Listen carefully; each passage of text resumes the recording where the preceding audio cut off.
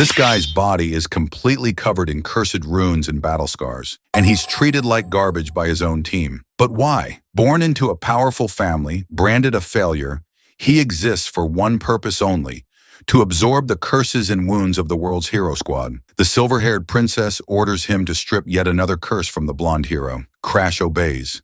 His dark power rips the poison straight out of the hero's veins and dumps it into his own shattered body. His job is to take their pain, and he's not even worth a second glance. All of this while a colossal, skeletal boss looms over them, ready to wipe humanity off the map. Then something goes wrong. The hero isn't fighting. He looks bored.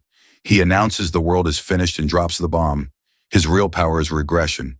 He's cracking open a gate to the past for himself and his 3 companions, and leaving Crash behind to be slaughtered. When Crash begs for help, the hero smiles, cold and cruel, and hands him the truth like a knife to the gut. Crash was never a comrade. He was a disposable item meant to be used until broken, then swapped out for a fresh version in the next timeline. And it wasn't just the hero. Every single member of that group owed Crash a debt written in blood. Abella, the Tower Witch, begged him to take her curses so she could keep casting. And when Crash, rotting from the inside out, went looking for something just to dull the pain, she attacked him. Mary Diana, the Empire's most powerful knight, made his days at the Academy a living hell. She beat him, mocked his Valheim roots, called him a liar, knowing full well he couldn't fight back. Sigrun, the very princess barking orders at him, turned on him in the final moment and defended the traitor hero without a second thought. Crash even gave up an eye for these people and got nothing but silence and contempt in return. Pure rage floods through him as the weight of it all crashes down. His sacrifice meant nothing. His pain meant nothing. Refusing to be thrown out like garbage, he forces his broken body forward and fires the Black Hood. Not at a curse this time, but at Arthur's regression power itself. The magic lunges forward, a dark hand closing around the hero from behind. Crash expects a lock. There is none. Arthur never treasured that power. To him, reliving the apocalypse over and over was its own curse. And in that moment, Crash understands. Arthur didn't just leave him behind. He handed him the one thing he wanted to be rid of and used Crash to do it. Even this was one last job, but none of that stops him. Crash tears the time travel magic apart at the exact moment the giant scythe obliterates reality itself. Then silence, birds, warm air. Crash's eyes snap open. No battlefield, no corpses, a soft bed.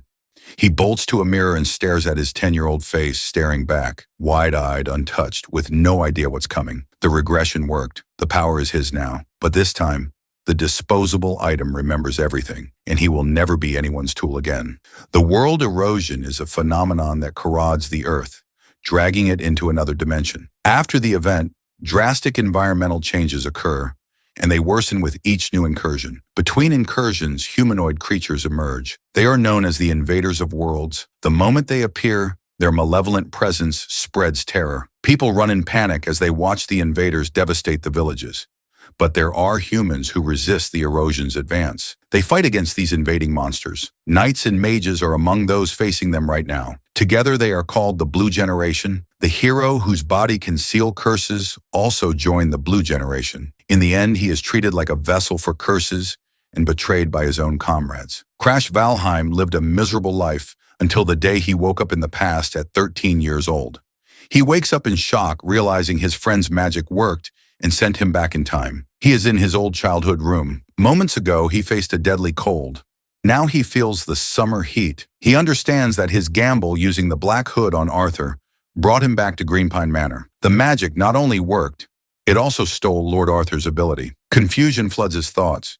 He wonders how it was possible to steal his former comrade's ability. The Black Hood's ability can be used freely with no apparent restrictions. However, to steal a target's possession, the user must unlock a lock generated upon activation. The lock's difficulty is based on the owner's affinity for the item. This increases the difficulty of the theft, an ability that could transfer 99% of the world's wealth to its wielder. It is a unique ability with an absurdly difficult theft condition, making it extremely valuable. Crash knows that the greater the target's value, the more complex the conditions for the theft. This makes him question what was going through Lord Arthur's mind, because when he activated the ability, no lock appeared. The absence of the lock can only mean one thing. Arthur wanted to get rid of that ability. The man known as the King of Heroes wanted to abandon his power of regression. Now he remembers. He had noticed something strange about Arthur lately. He remembers the constant look of exhaustion on his face. The world's imminent destruction and the endless problems drove Arthur to madness. To the King of Heroes, his ability was a curse, and that is why he tried to make the others keep their memories. The goal was for them to return together,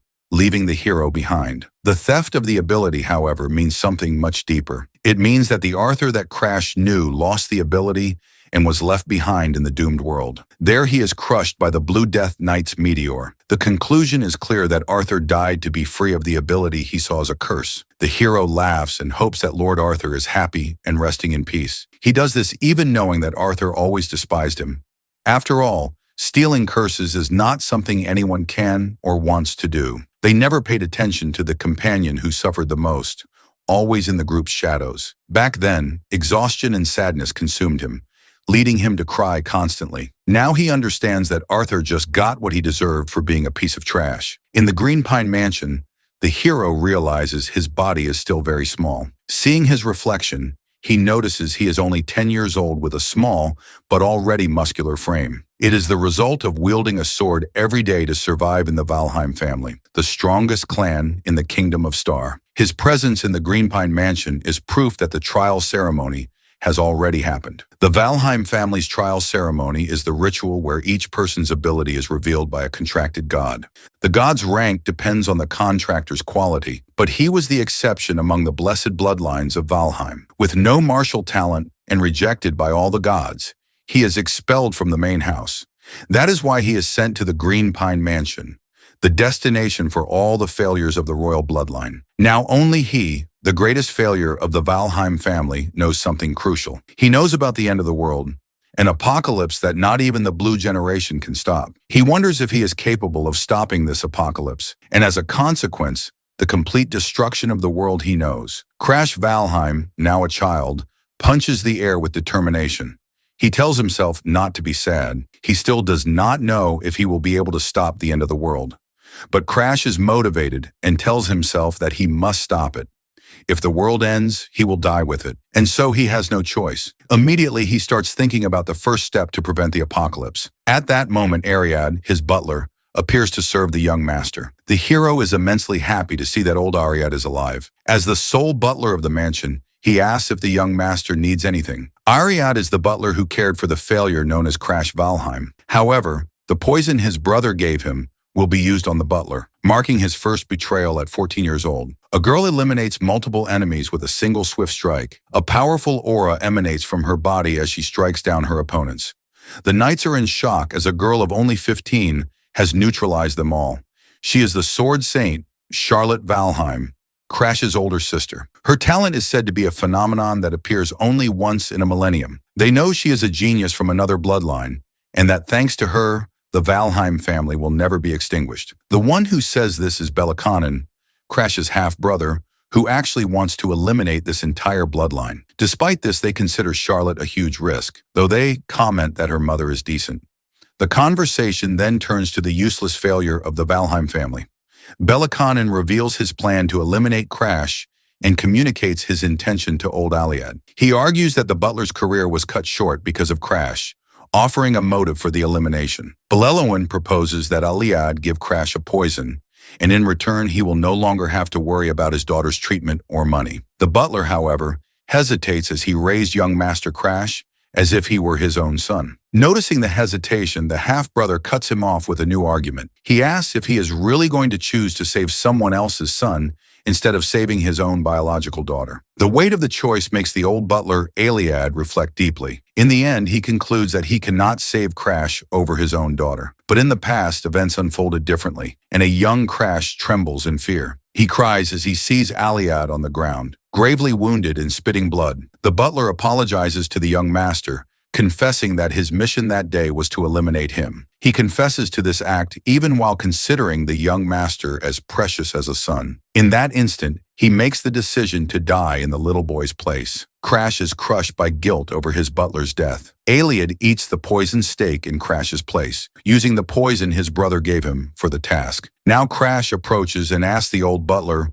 when he intends to take that poison. Iliad is in shock at the question, as Crash knows he plans to poison him to save his own daughter. He states that sooner or later, the truth would come to light. Afraid of forcing him to make an impossible choice again, Crash demands that he stop feigning ignorance. He knows this order would never have been given if he were not considered the family's failure. Iliad expected Crash to cry with rage or feel guilty about his betrayal, but the young master's reaction is completely different from what the old butler expected. He asks the butler to follow him. They walk to the library and Iliad assumes the young master has come to study. The young master orders his butler to cut the wall. He states that the task will be easy as Iliad is the butler of the Valheim family. The butler takes a few steps forward. He prepares himself and draws his sword. His magical energy activates, preparing him for potential combat. Then he unleashes a strike that generates a powerful blast of wind. The attack destroys part of the wall with a clean and precise cut. Iliad is shocked to discover a secret passage in that location. As he watches the young master enter the passage, the butler notices something. Crash has become a completely different person. He now possesses the aura of a lord. The young man observes the secret location and memories begin to surface. Before, everything in this place was consumed by fire, but in this reality, he has reached the location before the fire. The butler asks the young master if he wants the chains on the door to be cut. Crash replies that he will not be able to, and decides to test the power of the Black Hood ability. The darkness advances toward the padlock on the door and begins to destroy it. In the end, the chains holding the door break completely. In that instant, his butler is shocked by the ability the young master used. Crash removes the padlock and Iliad asks if he has made a contract with a god. At this time in his life, he has not yet made such a contract. He then replies that the contract was made with an insignificant deity. The butler is confused when the young man asks him to report what happened in the library to his father until the day before. Young Crash's eyes seemed empty and lifeless. Suddenly, everything changed the moment he made a contract with a god. He imagines that the young master has obtained a powerful ability and remembers that he shares the same bloodline as his sister, the greatest genius of the Valheim family. Even if he is not on Charlotte Valheim's level, the butler believes he can become very strong. For this reason, he decides to understand what has happened to the young master. He tells the young master that he will not report anything about the incident. Crash then understands a side effect of his regression to the past. His actions, different from before, have caused a change in Iliad. The Iliad who betrayed him now exists only in his memories. He thinks about Arthur's suffering and the possibility of having gotten rid of that ability. He plans to cure the butler's daughter's illness to earn his loyalty, increasing the number of pawns in his new life. His rude and impolite demeanor is a facade, a calculated act for the moment he cures the butler's daughter. But for now, the secret library is his only priority. As he opens the doors, a powerful purple light floods his vision. The shock is immediate, and his eyes widen at the scene. Suddenly, a beam of intense magical light erupts through the door, startling him. A chill runs through his body, even for someone who has endured countless curses on his journey. In that instant, there is no doubt that the book he seeks is in this library. His eyes are drawn to an intense light emanating from one of the shelves. And finally, he finds the book he has been looking for all this time. In these books, the ancestors considered failures of the Valheim family recorded their techniques and life memories. This is a product of humanity, a place where they kept their secrets to reach the pinnacle of power. At first, access was free, but it all became secret because of a single person. That person was Darius Valheim. This man was the greatest failure in the history of the Valheim lineage, but he was also the one who, consumed by the world's erosion, became the strongest of all. The image shows his smile after being consumed by the erosion. Now the secret book of his ancestors' greatest failure is in his hands. The story of Darius Valheim, the family's greatest failure, unfolds. And yet, he was the strongest in the entire history of the Valheims. At the height of his power, the most powerful warriors of the era challenged him. With his dehumanized hands and giant fangs, he created spheres of pure energy. No one was capable of stopping the monstrosity that was Darius Valheim. All who faced him met their death. Extreme blood immersion venom. That was his ability.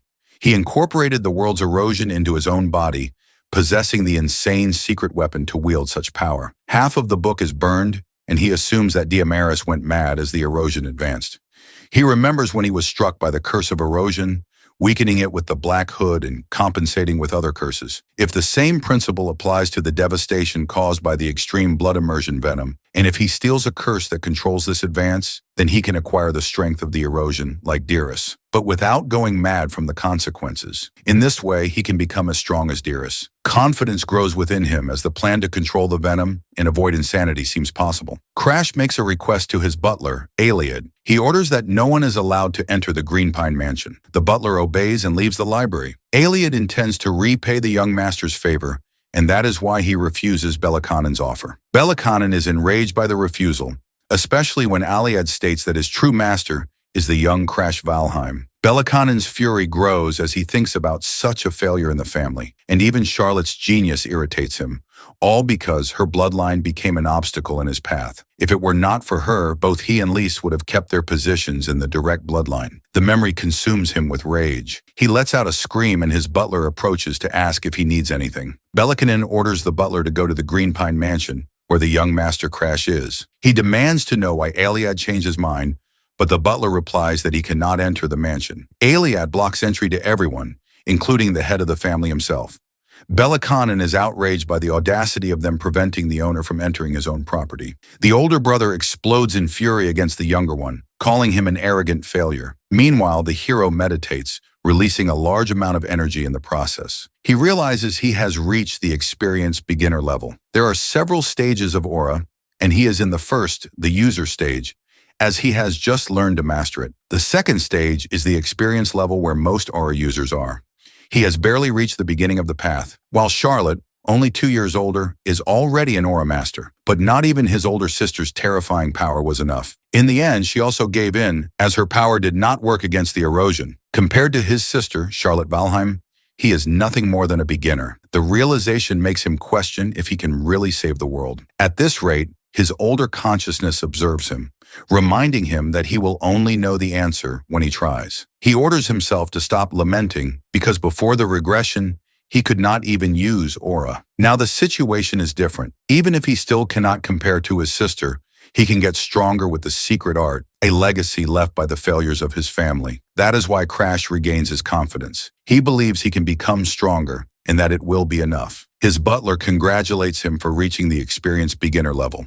The protagonist responds modestly, saying it was nothing special. He then asks why the butler waited for his meditation to end. Aliad informs him that his fiancée, Bianca Hardenhearts, has arrived at the Green Pine Mansion. The news leaves Crash stunned. Bianca is known by a fearsome nickname, the White Demon. She was the leader who, as a pawn of the World Eaters, tried to destroy everything and earned that nickname by defeating the strongest Celestials. Now she is just the youngest daughter of the Hardens family. Their marriage is a political arrangement. The Hardens rule the North, and the Valheims use this alliance to connect with a powerful martial family. Thus, the two children are mere instruments for their families. He has business with Bianca, but her visit is unexpected. Bianca is the youngest daughter of the Hardenarts, the rulers of the North, and was born after her mother was taken by the curse of erosion. She carries the curse of the Snow Doll, a condition that left her devoid of emotions from birth. The curse struck her unbreakable soul and corrupted her body, preventing her from forming a contract with a god. She is treated as a cursed child born in exchange for her mother's life. That is why Bianca is treated coldly by the Hardens family. He wonders if Bianca hates him for some reason.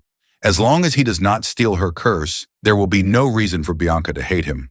After all, the Snow Doll is necessary to control the fury of the extreme immersion poison in her blood. He decides to change his clothes to receive her. He orders the butler to let her in so they can talk. 5 months earlier, Crash Valheim and the girl had a fight. He threw her out when he realized she only wanted the Valheim family's power. On that occasion, he demanded the apathetic girl stop pretending to be his wife. She showed no reaction, but the fight struck her deep in her soul. This is why Bianca was reluctant to go to the Green Pine Mansion. Her parents warned her that their survival depended on winning the young Valheim's heart. So even though she wanted no part in the plan, she went against her will.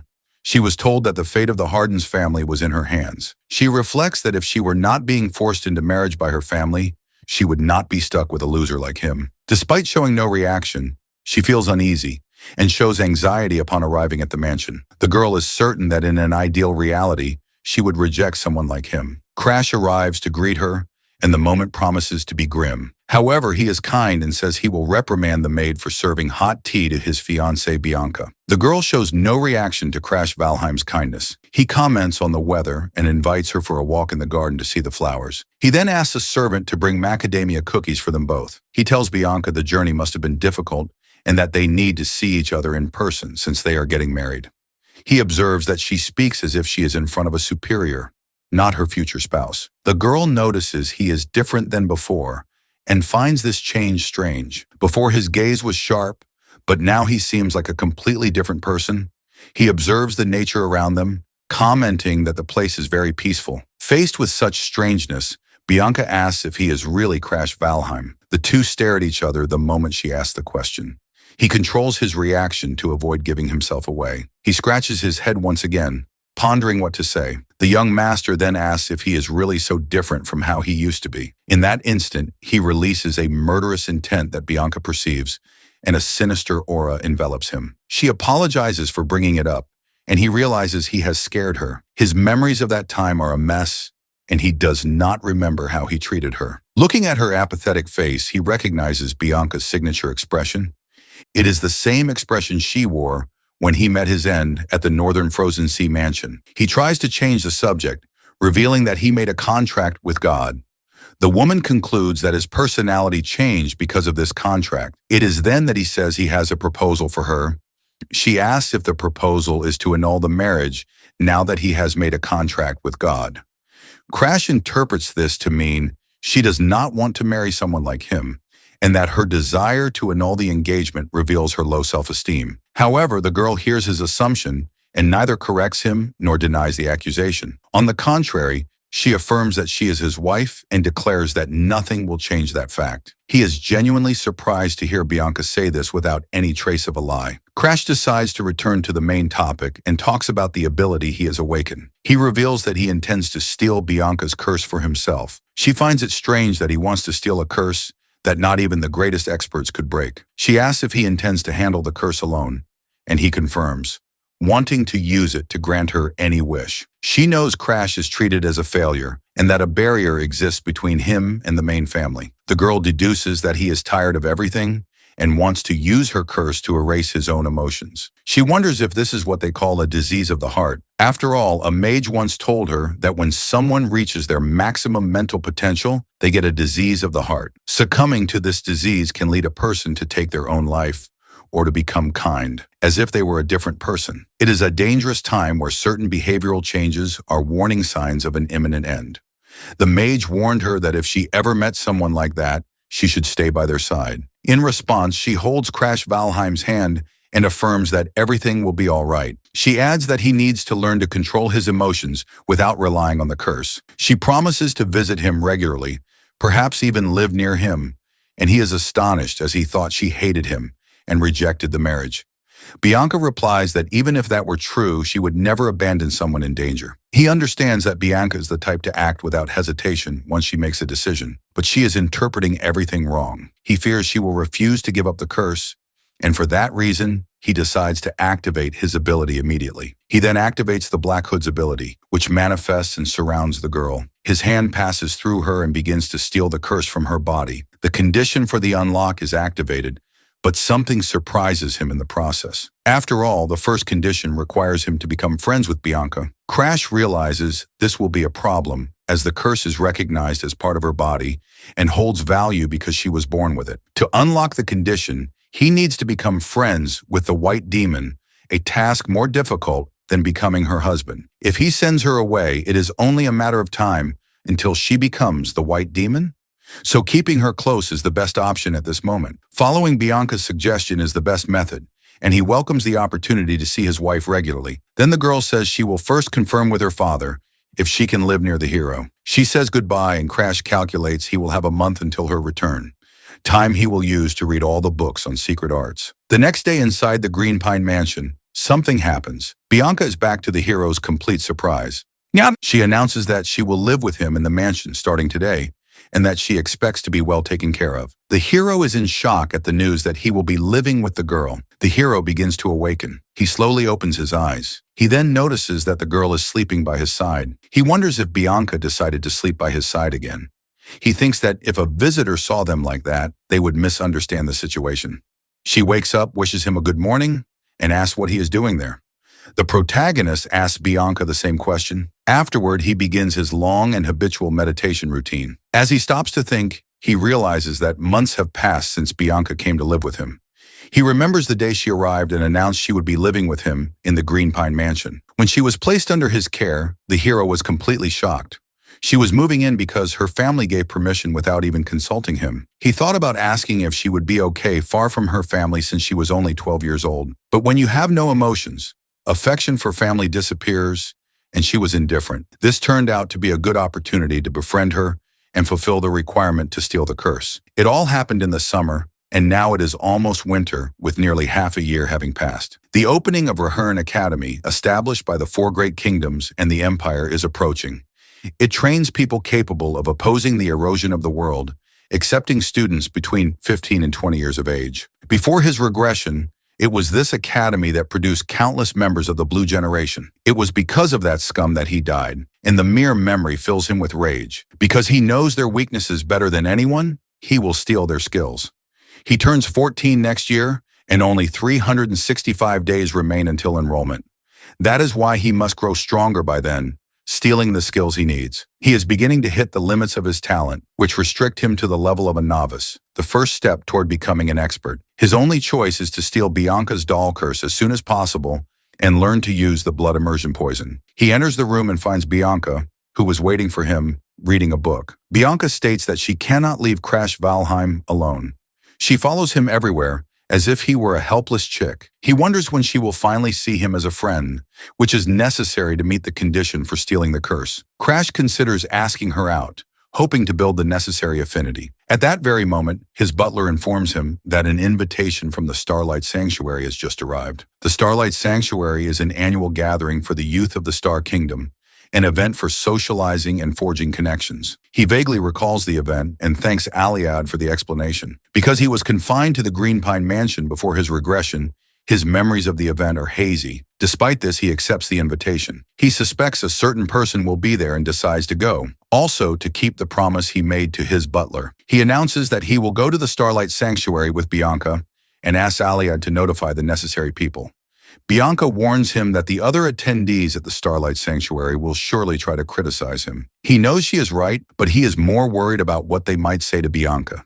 She, however, does not back down and affirms that she will go with him to the Starlight Sanctuary. He argues that it is his duty as her fiancé to protect her from such situations. He clarifies that he is not asking as her fiancé, but because he wants to know her true feelings. She sees the look of pity on his face, and it bothers her once again. For the past few months, Crash has treated her with a strange and unexpected kindness. He takes her with him to the library and even asks what she wants for breakfast. He lets her sleep peacefully under a tree while he tends to his own affairs. The girl feels genuinely happy to be treated with such kindness, something she never experienced in the Harden household. It gets to the point where she almost forgets the terrible first impression she had of him. She realizes she is starting to like Crash and states that she wants to go with him of her own free will, not just as his fiancé. Crash is visibly surprised to hear Bianca's words. In light of this, he agrees to let her accompany him to the Starlight Sanctuary. They depart by carriage, passing the Grand Garayu Pavilion on the way. She notices that he has rented out the region's most famous landmark entirely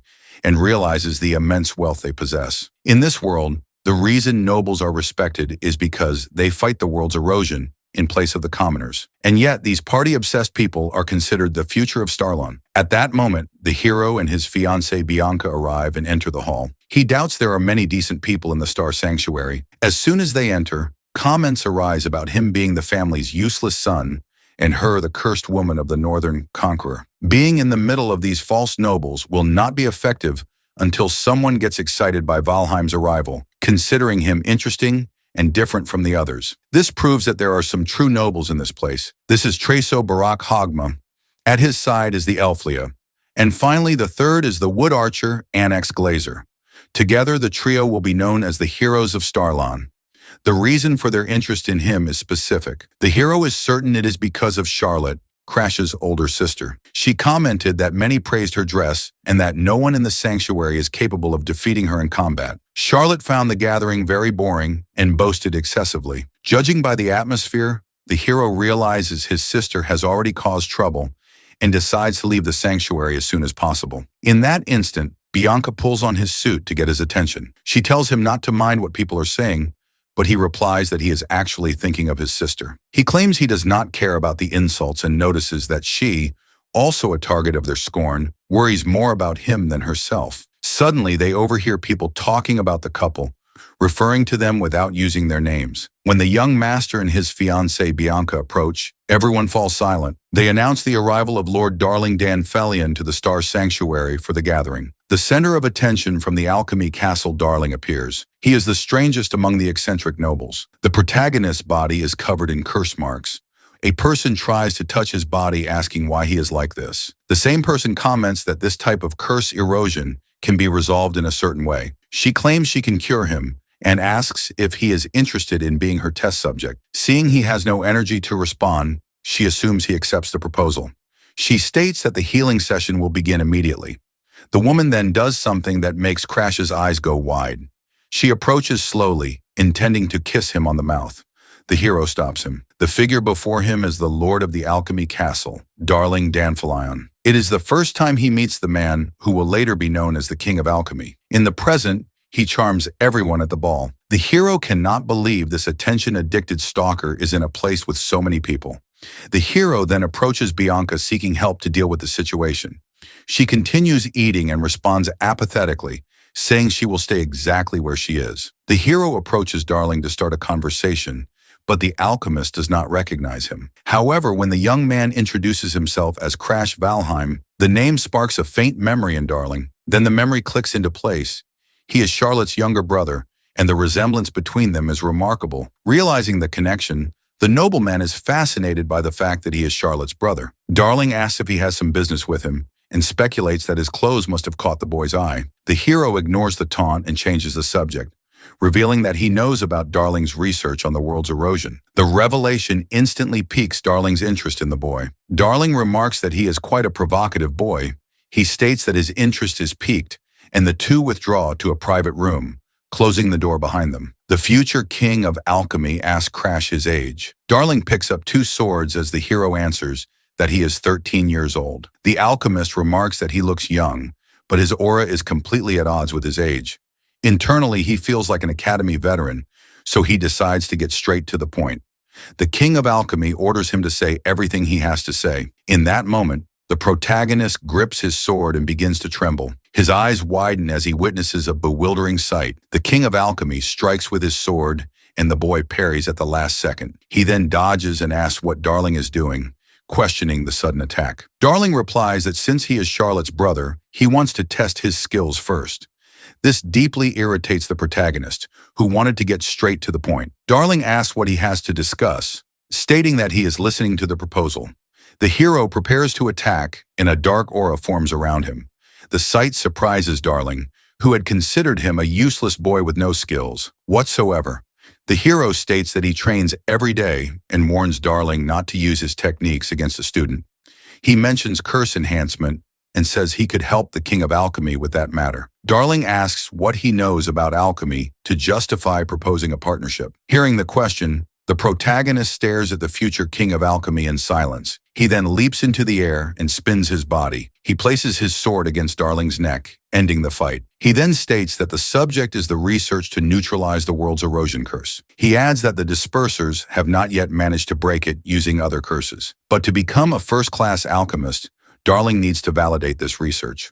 Knowing this, the hero wants to help Darling become a great alchemist. He promises to help him by using his ability to steal curses. The offer leaves the eccentric nobleman in shock once again, as he realizes the boy has an aura and is not useless and unskilled. Darling realizes that if the boy's words are true, this will be the perfect opportunity to test the supply and demand of curse neutralization. He asks if he can become his boyfriend in return. But what Crash wanted was a remedy to reduce the curses. Mixing remedies is Darling's specialty, and he confirms he will do what was asked. The Blue Generation had extraordinary abilities, but still failed to prevent the world's destruction. That is why a useless person like him needs to use every means possible, including remedies. Darling had heard he lost his motivation from being compared to Charlotte, but now he realizes that was a lie. While she is an overwhelming genius, he is a twisted individual. The eccentric and utterly distinct nature of the siblings excites Darling. In response, he asks the young man a direct question. He asks if the boy intends to attend Rayharn Academy. With a confident look, the young man affirms that he obviously will. The answer leaves the future king of alchemy completely enchanted. He declares that he will mix the remedies for the curse and is very excited to cooperate with Crash. Crash, however, has one more request. He mentions the discoloration disease, an incurable condition that darkens the victim's skin until death. The young master then orders him to create a cure for this curse. The alchemist, however, states that the disease is incurable and that creating a cure is impossible even for him. Coming from the future, Crash knows that Darling will eventually find the cure. Darling clenches his fists and considers a response. Crash insists that he will be able to find a cure for the curse. Darling replies that the insistence wounds his pride a little. Despite this, the two shake hands and seal their promise. Crash asks that the remedy be sent to the Green Pine Mansion, and Darling promises to deliver it in person. He cannot stop thinking about how deeply Crash loves his sister Charlotte. Darling then confesses that the spot by his side is vacant and that he would like to be his boyfriend. He admits the boy is still a child, but confesses that he also likes men. Hearing the alchemist's confession, the young man becomes visibly frightened. He starts running the instant the king of alchemy declares him his future lover. Crash remembers that Darling was the exact same type of man in his previous life. Back at the sanctuary, he notices a crowd forming a circle around some kind of scene. With a grim expression, he runs to see what is happening. In the center of the circle, a man holds Bianca by the arm, but her expression remains indifferent. Even with her arm gripped tightly, her thoughts are only of Crash. The moment he appears, she calls his name with an apathetic gaze. In that instant, Crash lands a kick on the man holding Bianca's arm. The impact sends the aggressor flying, making him crash into a table. The man was trying to take his fiancée by force. In response, Crash confronts him and demands to know what he thinks he is doing. He questions why the man dared to take his betrothed against her will. The man reacts in shock to the accusation. Crash points out that he was putting his hands on a 12-year-old girl, his fury evident. He asks if the man has that kind of taste, and the frightened guard vehemently denies it. The man defends himself, claiming he was only following orders from Princess Clea. Crash is surprised to hear the name Clea Stalin. The second princess ordered him to take Lady Bianca, and since she resisted, he had to use force. Bianca watches everything in silence, and Crash decides to believe the man's story. After all, she is the youngest daughter of the Hardened Hearts, the rulers of the North, and the curse has tarnished the family's reputation among the nobles. Crash wonders why the princess would go to the trouble of summoning Bianca personally. He is certain that something is wrong. He searches for the real reason behind the princess's order. Then another connection forms in his mind. Someone close to the princess. The memory of that malicious boy's face surfaces. It was Annex, the man who obsessively stalked his sister. Even after his defeat at the Star Sanctuary, Annex's hatred and sick admiration for Charlotte persist. Annex knows he can never defeat Charlotte, so now his sights are set on him. Crash now understands the stalker's plan. With the truth in mind, Crash turns back to the guard. His attitude changes completely, and he allows the man to carry out his task. However, he sets one condition. He wants to see Lord Annex, not the second princess. He states that the guard serves the princess without knowing who is really pulling the strings. And so he and Bianca head to the meeting with the princess and Lord Annex. The two of them walk down the hall towards their destination. On the way, Crash reflects on why Bianca refused the order. He is able to unravel the plot because he has lived through all this before. But Bianca, at only 12 years old, should not be able to sense the danger. He then asks his fiancée why she disobeyed the princess's summons. She replies that she was only obeying his order to wait in that spot. Crash Valheim smiles, realizing the girl's total innocence. He pats her head and tells her she did a good job. Suddenly, Annex starts to laugh. He is surprised to see the protagonist arrive. Crash says he came to see him, and Annex is pleased with the answer. The order was to allow young Master Crash inside the moment he arrived. The protagonist realizes the order was meant for Treso, Barak Hogma. He wonders who considered him such a skilled dual-wielding swordsman and where it all went wrong. Crash is relieved to learn that Annex gave an order to help him. Annex is curious about Crash Valheim and wants to fight him. Crash fought Charlotte even though it is forbidden in the sanctuary, and that is why Annex believes facing him will be easy. Although both are experts, Annex's level is higher and his battle sense is unpredictable, making it impossible for Crash to read his movements. Before facing Annex, Crash wants to avoid a confrontation with this man. But seeing the look in Tresso's eyes, he knows his opponent will not give up the fight so easily. Tresso clenches his fists, concentrating his mana for a powerful punch. The massive blow hurtles toward Crash, who dodges and prepares a counterattack. He slides to evade Tresso's attack. Tresso performs an acrobatic flip to dodge the protagonist's strike. Crash gets back on his feet, ready for another attack. He kicks Tresso with all his strength, and the blow connects. His gaze is one of rage and precision fixed on his enemy. Then he unleashes the one-in punch onto Grasso. The impact slams his enemy to the ground, knocking him unconscious. The protagonist sighs, ending the fight quickly and easily. Moments later, he wakes up and accuses Crash Valheim of being cruel. Crash replies that he was the one who challenged him and that he could have avoided the fight. Now Tigresso says he will get his weapon so they can fight again. The young master asks if Tresso can even continue the fight. Even though he is injured, he smiles, confident about a second round. However, he suddenly collapses from the damage sustained in the fight. He passes out completely, unable to continue to a second round. He explains to Bianca that he used a secret family technique in the fight. The one-in punch came from a failure of the Valheim family. It is a secret technique that unleashes maximum destructive power at close range and causes internal damage before his return. It was the only technique he managed to salvage from the burning mansion. Thanks to it, he survived countless life or death situations. He used his best technique, and he knows Tresso will not be getting up for a long time. He says they can now enter the hall since their opponent will no longer be in the way. They open the door ready to face their targets. They find a man and a woman leaning on the balcony of the sanctuary. Someone approaches and calls for Baal. The man finds it hilarious that they managed to defeat Barak Hagma. Crash knows that Annex used the second princess to lure him to this location. He realizes Annex is not here for her, but came directly for him. Annex concludes the rumors are false since Crash figured it all out on his own. Crash challenges him to a duel and declares there will be a consequence if he loses. He states that the rumors will change after this fight because he intends to steal his ability. If the rumors call him a failure, then defeating him today will change that story. Annex Glazer watches Crash as he speaks. They were together from the academy to the Blue Generation. In his past life, they were old friends. They went through many trials together, but that friendship only existed because Crash was useful to Glazer. And that usefulness was revealed for the worst possible reason. The moment came when everyone in their group died, leaving Crash in complete despair. He begged Annex Glazer for help. Annex knew that if anyone found out the trap was his fault, he would lose his place in the Blue Generation. Crash said that if he was the only one to survive, no one would have to know the truth. He argued that the internal power struggles were complicated and that Annex would be expelled because of a single incident. Upon hearing all that, Annex made his decision because he did not want to be expelled. He would blame it all on Crash since everyone hated him, and the truth about the incident would be forgotten. In response, Annex thanked Crash for being his friend until the end. Crash was hanging from the edge of a cliff, blind with rage against Glazer. He screamed that he had only been with Annex from the start because of Charlotte, and that the tragedy happened because he was distracted by his desire to marry her. Glazer retorted that this was the exact reason he hated Crash Valheim. He accused him of having no talent, but possessing a sharp intuition that always got in his way. And since Charlotte was getting married, their relationship would end that day. Annex said that maybe this was for the best for both of them.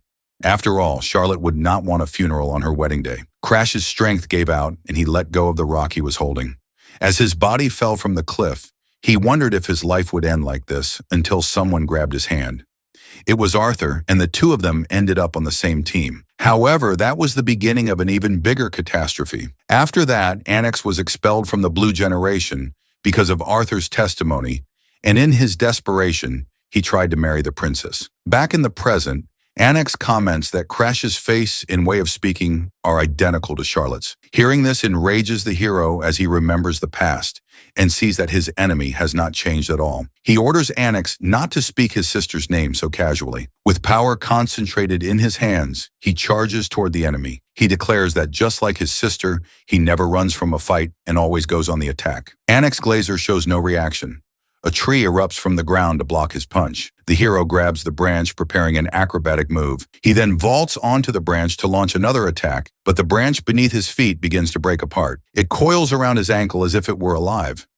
Then the tree root grabs him by the foot and hurls him away. He slams into the ground and more branches instantly erupt to pin him down. He finally breaks free from the branches and takes a fighting stance once more. But exhaustion begins to set in just as he predicted. This is a difficult fight. Annex asks if that is all he has and suggests he use a weapon against the Glazer family's secret technique, the celestial wood style. He combines his recovery ability to manipulate various plants, reinforcing them with his aura. The hero picks up a piece of wood and asks if this is the weapon he wanted. He declares he will fight using the same kind of branch his opponent is so fond of. Glazer is insulted by young Master Valheim's attitude. He challenges him to block his Ru attacks with nothing but that small branch. In that instant, the boy rushes forward, dodging every attack with apparent ease. His agility surprises Glazer, who watches him evade every strike. It would make sense if he were a genius like Charlotte, but he is just the family failure. Glazer wonders if he has awakened the mind's eye to Crash. He is no different from any other enemy, and that is his greatest advantage, because in his past life, he saw these same skills until he was sick of them. He knows that Annex is easily distracted whenever he thinks about Charlotte. Taking advantage of a moment of silence, the hero realizes his opponent is thinking about Charlotte again. In response, Annex uses his magic to summon an enormous tree trunk for his next attack. The hero shields his face from the cloud of dust rushing toward him. Annex uses the fifth form of the celestial wood style to create a monster, the wooden giant. He warns that the fight is about to get harder and tells his opponent to be careful. The princess watches and says that Annex should not have done that. After all, if young Master Crash takes a direct hit, there will be a serious problem. As she fears the irreversible consequences, the wooden giant readies a punch aimed at the boy. The hero, however, shows no fear. He already seems to have a plan to deal with the threat. Among the books in the mansion's library, there is a tiny secret manual. Its author and ancestor of the family was a man with no talent who wielded his sword until the age of 80, repeating the same training infinitely. The manual written in his final years is short and describes swinging practices and a technique that requires total unity between the swordsman and the sword. However, having faced similar situations many times because of his curse, he understands the ancestor's secret technique. He and the sword become one, and he swings it in a single motion. In that strike, he accesses a specific dimension and delivers a clean cut that eliminates the wooden giant. He defeats the monster using only a branch, not a sword. The princess is in complete shock at the scene. Annex Glazer also cannot believe what he sees. Our hero emerges from the smoke, drawing his opponent's attention. He throws the branch on the ground and warns him not to be so arrogant next time. However, our hero is also exhausted after eliminating the wooden giant. His plan was to hold back just enough to make stealing the skill easier, but he used all his strength and now he cannot move a muscle or even speak. Bianca then appears, hugs him, and says she will help Crash. She presses hard on his chest as if trying to stop him from choking. At this rate, Crash will die, and the others ask her to stop. A man then puts him on his back and takes him to the infirmary.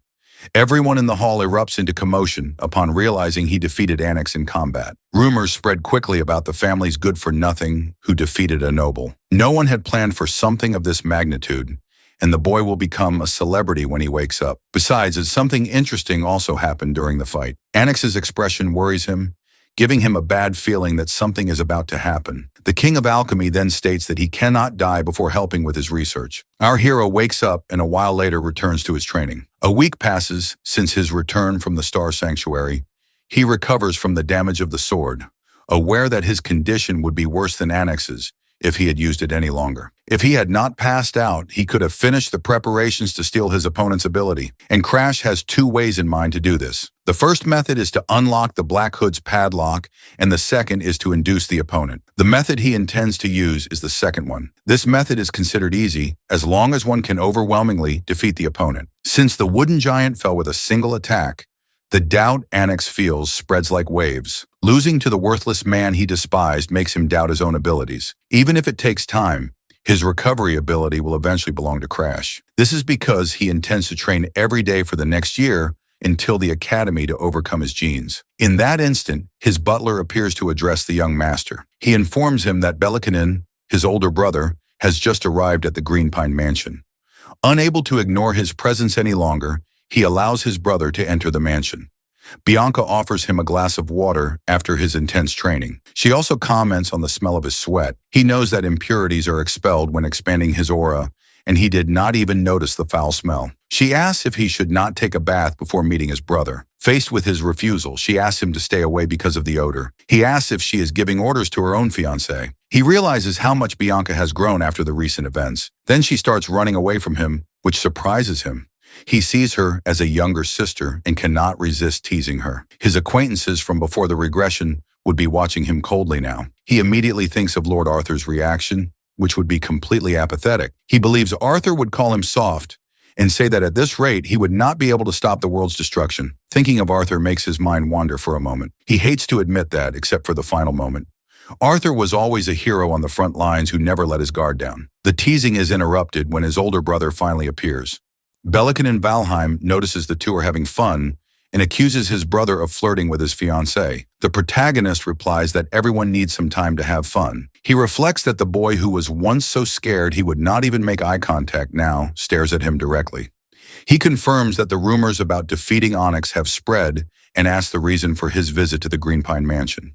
He replies that he heard the academy will accept students based on exam results instead of status. In response, the protagonist states that his brother should start preparing. Insulted, Bellican realizes the boy is deliberately provoking him. Even the strongest empire in the world fears the Valheim family and does not dare to attack the kingdom of Strion. His family is on a completely different level from the other noble houses, and he is a direct descendant. He finds it absurd that his brother tells him to prepare for the exams and is unimpressed by the victory against Onyx. He replies that it is natural for a commoner to worry about what can be gained at the academy. Seeing that his brother does not react with offense, he asks what kind of attitude this is. He reveals that he came to the Green Pine Mansion to deliver an order to his younger brother.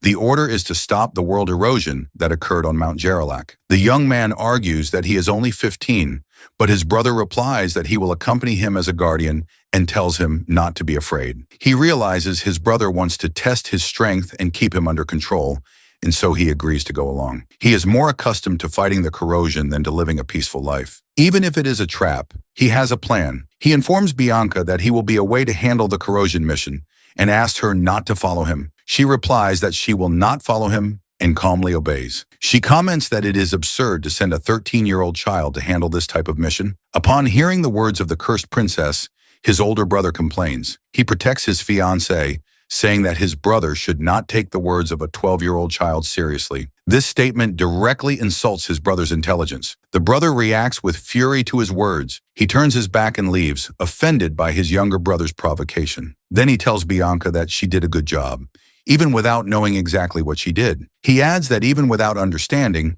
the lady will be happy with the result. As he strokes his fiancée's head, she asks him not to faint again. He picks up his weapon and states that he is leaving for the mission alongside his brother. The world corrosion is a phenomenon where the world is invaded by another dimension, causing new species to emerge. Over time, drastic changes occur in the environment and the corrosion expands. This results in entire areas transforming into otherworldly landscapes like Mount Gerlach, which rotted. The area is classified as a 3-star corrosion, and the purification team reports that the work will begin after the boss is defeated. The 3-star level is a challenge that would trouble even an experienced order of knights. Despite appearances, Bellican is a Heil expert, capable of defeating the boss of the corrupted zone with ease. At this moment, however, he makes a request to his brother, Crash. He says that he brought him here so that he, a low-level specialist, can gain some experience. Crash pretends to believe him, but he knows his brother has a hidden motive. The reason he followed him, even while aware of the pressure being applied, is to test a temporary solution for his own power surges. In that instant, they strike down a bizarre insect from the corrupted dimension. The knights comment that at this rate, the combat will never end. Crash points to a headless, corroded creature covered in teeth and warns that they must protect their bodies with aura because its bite causes swelling. The knights ask if Crash has ever fought in a corrupted world before. One of them observes that it is already strange for a 13-year-old boy to get so close to a zone like this. His brother comments that for someone so useless, he is far too calm in his first corrupted zone. After all, when he himself saw a corrupted zone at 15, His pride was shattered. He wonders how his younger brother can give advice to the knights, a reaction completely different from his own first experience. Seeing the smile on Crash's face, he tries not to compare himself to the boy. His ego is already shaken by his younger brother's performance. He grips the sword with trembling hands, watching his brother instruct the knights. Then he activates an aura that envelops the blade of his sword. A specific hypothesis forms in his mind. He fears that Crash, just like Charlotte, grows to surpass him. In that scenario, Bellicanine becomes the useless one of Valheim, a fate he refuses to accept. In that instant, he charges forward and attacks some nearby monsters. He warns that they are approaching the boss area, and then steps into a red mist. Bellicanine comments that they are lucky as the situation seems easier than his first time, with no other corrupted species besides the boss. The hero retorts that this is all the more reason to keep their guard up, as the situation is too strange. He suspects there must be a 3-star boss powerful enough to maintain all the corrosion by itself. His brother orders the knights not to be scared or shaken by the child's words. He claims that it is just a 3-star boss and that they will finish this to return as quickly as possible. The hero tries to focus on the task until a vision leaves him completely paralyzed. Thanks to the extreme immersion poison in his blood, he can see the energy of the corrupted world more clearly than before the regression. He holds the mask, aware that he needs to swallow this reality. The tension mounts as the decisive moment approaches. Amidst the smoke, his body contorts and a violent nausea hits him. He vomits a large amount of vital fluid, the process leaving him severely injured. Someone asks if Lord Crash is all right, but his brother interferes, saying he just stumbled from overexerting himself. The protagonist assures them he is fine, admitting he did not expect to vomit, but the corrupted energy acts like a poison, so this reaction is expected. He has no other choice. He masters the extreme immersion poison in the blood, as instructed in the secret manual, and now tries to fuse his aura with the energy. His aura circulates like a great river, absorbing the corrupted energy and creating a new color, a hue that cannot be overwritten. This is the side effect of the surge, a consequence that leaves him terrified. He knows that under normal conditions, he would not have endured such an ordeal. He begins to channel his aura to use a secret technique from the Seikakan, a place he believed had been erased from history. Bellicanine, the protagonist's older brother, widens his eyes in shock. The protagonist reacts the same way as his brother. Terrified in the face of the monster, this monster is Senenki, the demon of 1,000 faces. It prepares for combat. He orders everyone to prepare for the impending battle. The protagonist's older brother begins to envelop his sword in ice. Immediately after, he energizes it with fire. Then the sword grows and becomes completely engulfed in flames. Bellicanine's ability is always impressive with immense destructive power. The protagonist knows this is Ignis, the sermon ability. This same ability burned his arm in his past life, when his brother wanted to show the power gap between them. Now he watches Bellicanine ignite his sword to defeat the enemy. Before the regression, his brother was completely insane. Now he shows a very different demeanor, and the protagonist wonders if he is normal. However, the protagonist hopes that he has changed. Suddenly, a skill is used and steals someone's face. One of the knights comments that it is a curse that erases faces. He adds that even the most experienced have trouble against those 8 arms. If the situation has come to this, the only choice is to flee. But the protagonist's older brother disagrees and orders them to fight. He unleashes a flaming slash against the creature they face in combat. The creature starts to catch fire, and its many faces express the monster's agony. Then the creature falls to the ground after receiving the powerful flaming strike. Bellicanine shouts at them not to give up because he is creating an opening. The knights at his side are surprised by his leadership. As expected, even the boss is powerless against him. The protagonist wonders if someone has died since he cannot find him anywhere. He realizes his brother's gaze is fixed on the 1,000-faced demon, not on him. His older brother is completely focused on the area boss. At this critical moment, a vital fluid pours from the monster's eyes like tears. Its many faces shed the vital fluid, crying in agony. The protagonist is certain that something is wrong with the monster. He knows that at this rate, the situation will become dangerous for the group. Immediately after, his older brother leaps onto the creature, preparing another attack. Bellicanine feels the immense pressure emanating from the creature. He knows they must eliminate the demon now before some anomaly occurs. He orders all the knights to attack at once, and he himself charges into the fight. The creature absorbs his aura attack which has no effect at all. He orders his knights to launch the next attack before the monster transforms any further. After all, the Knights of Valheim should not be intimidated by something like this. He asks what exactly they are doing, noticing that they are all standing still. Then the protagonist's older brother realizes he has fallen under the curse of the thousand-faced demon without even touching it. He feels a strange sensation as his face begins to melt. He realizes he is caught in the curse. His face is erased and he stands motionless before the monster. Suddenly, rain begins to fall and a storm approaches. The protagonist realizes the situation is turning against them. The brothers feel they are going to die in this dire situation. He is certain that at this rate, his end is all that awaits. The thousand-faced demon is nearby and he wonders how far they have come. The conclusion is that they have walked for a long time without reaching the outside, which means the world corrosion is an enclosed space. He thinks they cannot leave unless they defeat the demon. The thought that this is his end begins to take hold of him. He has visions of Charlotte who speaks to him. She advises Belikanin on how he can survive. He tries to flee from the creature which pursues him with full force. He is terrified by the creature's size and its obvious level of danger. He draws his sword and imbues it with a flaming aura to face the demon. He smashes his sword against the creature's immense hand, starting a clash of brute force. At that moment, the rain grows heavier. It falls without end, soaking the entire area. He falls to the ground, overcome with despair. The damage from the battle hinders his recovery, but his brother drags him by the legs to pull them out of the danger zone. In the distance, they watch the knights still fighting the thousand-faced demon. Belikanin wants to go back and help, but right now they are in no condition to fight. He reflects on the battle and the immense strength of the enemy they face. After the difficult fight against the monster, his brother retrieves his sword. Belikanin grinds his teeth, hopeless in the face of the corrosion that surrounds them. Seeing the monsters all around, he feels they will not make it out alive. He is certain that at this rate the end is all that awaits them. With the thousand-faced demon nearby, he asks how far they still are from the exit. His brother replies they have walked for a long time without finding a way out, suggesting the world corrosion is an enclosed space. He concludes they cannot escape unless they defeat the demon. But in that instant, Crash Valheim reveals he has a way to win this fight. His brother says he has a secret technique that Charlotte taught him. This same secret technique is how he was able to fight Annex of the Star Sanctuary. Apparently, Charlotte had special feelings for the brothers, perhaps from the very beginning. Belikanin asks his younger brother if he can really defeat the demon with this technique. Instead of just avoiding the enemy and wandering lost through the corrupted area, they decide to take the risk. He understands his brother's doubt, but still extends a hand to help him. He then asks his brother if he trusts their sister's ability. Belikanin replies that Charlotte is a genius, and so he trusts her ability. But if they fail, it will be the end for both brothers. Crash smiles and declares that there is no way he will fail. They stand in a terrible place, ravaged by the world corrosion. The two brothers await the demon's approach. He asks his brother if the Ignis ability is ready. His brother confirms and says they will begin the plan. Crash rises and steadies his stance. A powerful aura emanates from him, completely enveloping his body.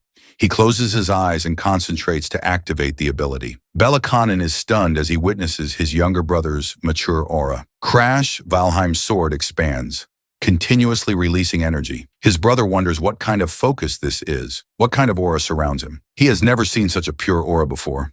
He hesitated when Charlotte asked to add the flames of Ignis to her secret technique. Despite all his practice, he never mastered that aura, but his brother somehow did. Crash asks for some of his brother's Ignis, and he complies. He hands over his fire magic, concentrating the power at the tip of the sword. Crash is engulfed by his brother's Ignis magic, and his body is covered in flames. His sword also grows, its blade consumed by embers. He then points out a problem to his brother.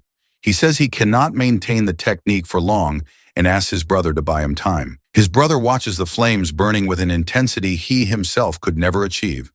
With that sword, he can likely defeat the demon of 1,000 faces. He remembers how he lost his subordinates in an instant, and how he could only run for his life. If Crash defeats the demon, it will mean something. It means he is weaker than the Valheim family's failure. Crash needs just one strike to end the demon. He prepares the strike, his sword breathed in the flames of his brother's Ignis. He unleashes the attack perfectly right before Belikanin's very eyes. It is a single strike meant to defeat the monster cleanly. As Belikanin watches the scene, he is left in shock. The creature is engulfed in flames, and with a single strike, The boy finishes it. With the creature's death, the raging storm ceases and the sky begins to shine again. Seeing the sun, Crash calls out to his older brother.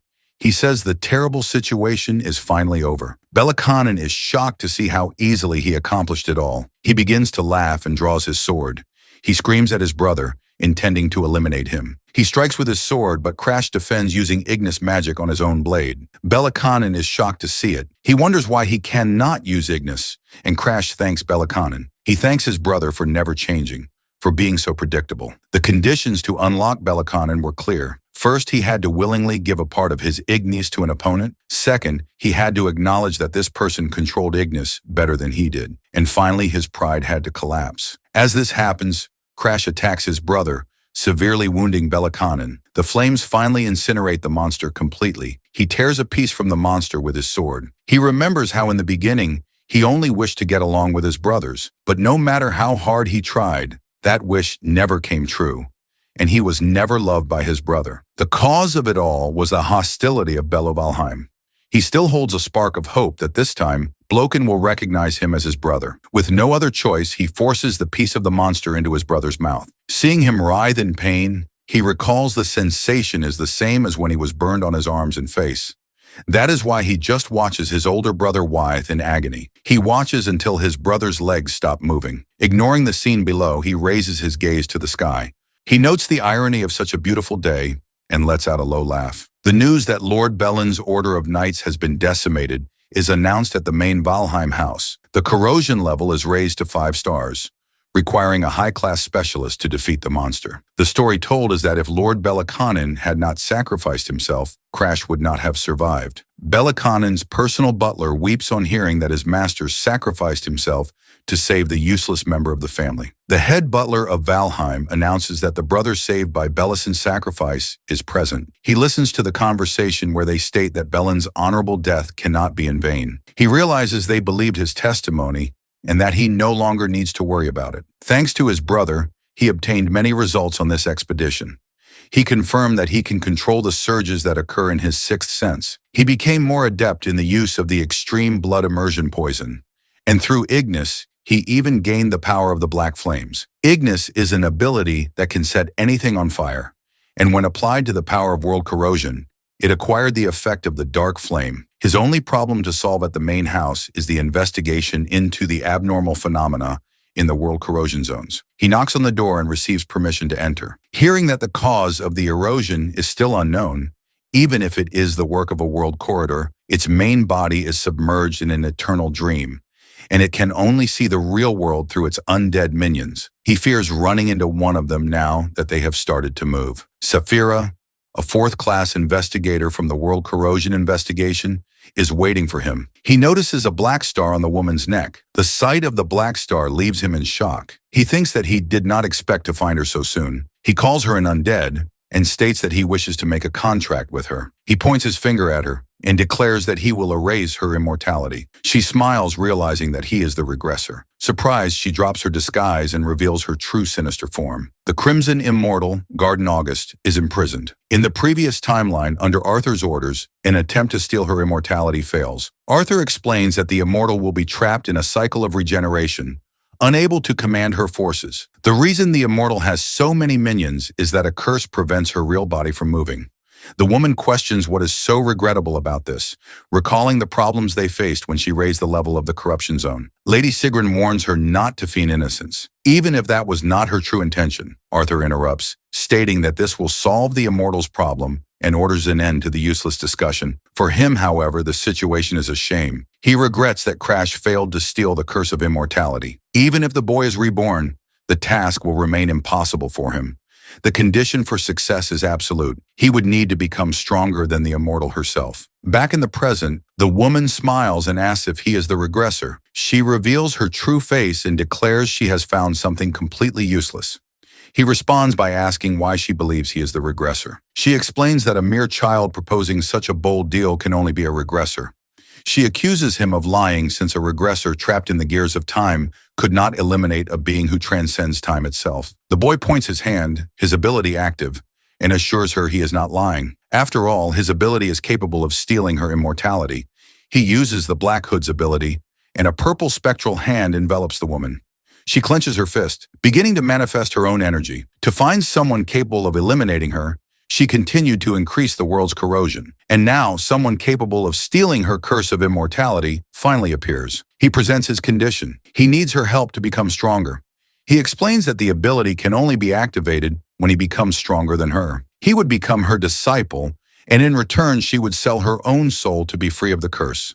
Crimson Garden. August promises to make him the strongest man in the world and accepts the deal. It is absurd to be dominated this way by her aura alone, without her true body present. Crimson Garden is powerful enough to rival Arthur and his strongest subordinates. Even if he must borrow the power of a corruptor, he needs to stop the corrosion that annihilates the world. In this life, the regression ability has returned to Arthur, making it impossible for him to regress again by his own will. If the world is destroyed again in this life, his own existence will disappear. That is why from now on, he and the Crimson Immortal will work together. When he calls her Crim, the woman reacts with surprise. She says his name, Crash, out loud. She places her hand on his head and orders him to call her master. With that settled, he finally sets off for his home. He explains that he came to this place many years ago, but he does not live here anymore. Valkyrie, the Lady of Valheim of the Direct Order of Knights, appears, and he can barely recall his own parents' faces. His mother explains that she did not reveal herself at the Pine Mansion, but became interested after hearing rumors about his changes. She introduces herself as his mother. She informs him that the Lord of the House wanted to see him immediately upon returning from the Forbidden Domain. His father traveled to a demigod's realm and through the stars sent something related to his son. For that reason, Arya instructs him to remain at the main house until his father returns. He refuses to waste time at the main house because his fiancée Bianca is waiting for him. He says he will return when his father arrives and calls for him, a response that surprises his mother. Through the window, she watches him leave. She reflects that maybe his father can see him in person, and so he takes a carriage and arrives in a village. The journey continues along a simple dirt road. He feels free, believing he will not have to return to the house of Valheim for some time. The woman calls him an ill-mannered disciple and demands he open the door for her. Seeing her in the form of a red tree, he comments that the color is too conspicuous. In response, she transforms into a black crow and says she will change her color as many times as needed. She teases him, saying she is now a black crow, the same color as his eyes. She reveals that her true body cannot move and calls him a foolish regressor. He is an incomplete regressor using the ability of the true Arthur, but he keeps this secret from Crim. Finally, they arrive at the Green Pine Mansion. He warns Crim to be nice to a white chick who lives in the mansion. She finds it strange that there would be a chick in a mansion. At that moment, Bianca appears dressed as a white bird to welcome him. Crim realizes the white chick her master warned her about is actually his wife. Ariad also appears, and he asks if anything out of the ordinary happened. He informs him that a letter from Darlin Danfelion has arrived. In the letter, Darlin says the discoloration medicine is ready and that he prepared it quickly. He orders Arya to treat Darlin very well should he visit the mansion, because he is a benefactor. The butler reveals that Bianca was worried about him the entire time he was away. Her concern grew when she heard he was involved in the corrosion incident. She even asked for a carriage to be prepared for her. He realizes that he has not checked Bianca's condition recently. Finally, the first condition for Bianca's friendship is fulfilled.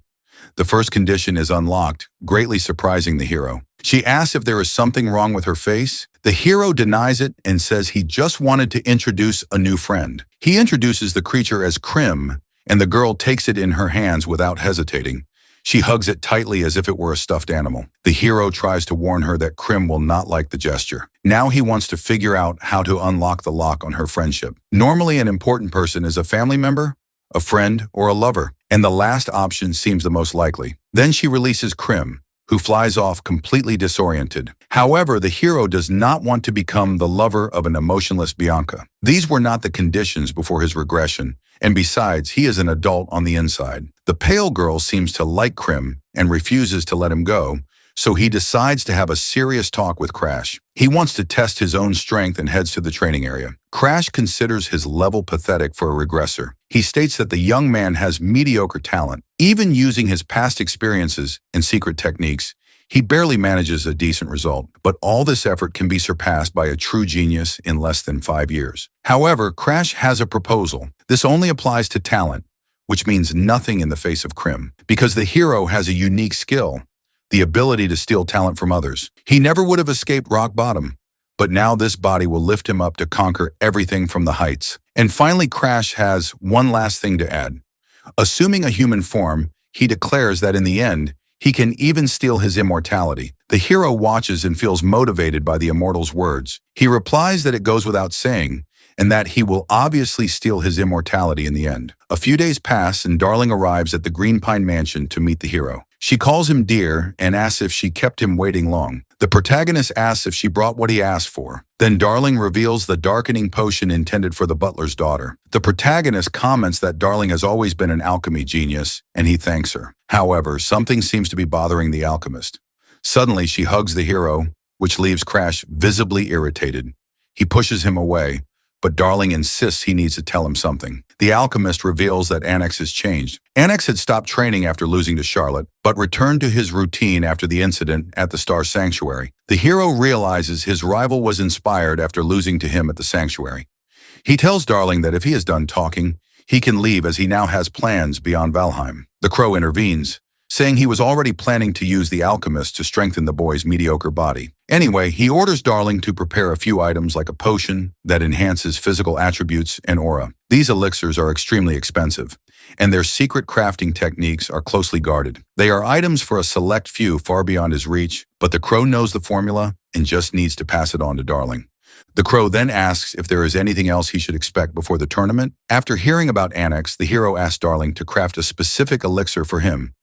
Darling asks if he has money for the materials, and the boy claims he will find a way using knowledge from his past life. The crow asks him to repeat the ingredients so Darling can write them down. The hero then begins to list the materials for the King of Alchemy. Darling is visibly confused by some of the components on the list. He begins to write down everything the boy says so he will not forget anything. The alchemist asks where he got that information, and the hero replies that it is a secret family formula. Darling says the only problem will be getting all the materials.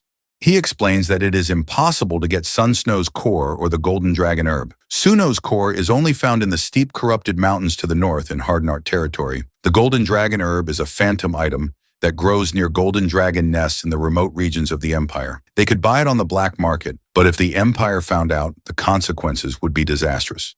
The hero decides that if there is no other way, he will have to find a black market merchant. Darling then suggests the Epiphania Empire's martial arts tournament for use under 15, where the prize is the Golden Dragon herb. The hero remembers he is from Valheim and that the Empire uses the tournament to gain political leverage against the Academy, which would complicate everything. Despite this, he claims to have a plan and says he will use his genius to execute it. The hero sees Darling with a potion in his hand and asks if he should drink it. As soon as he drinks the liquid, his hair begins to grow uncontrollably and he lets out a scream.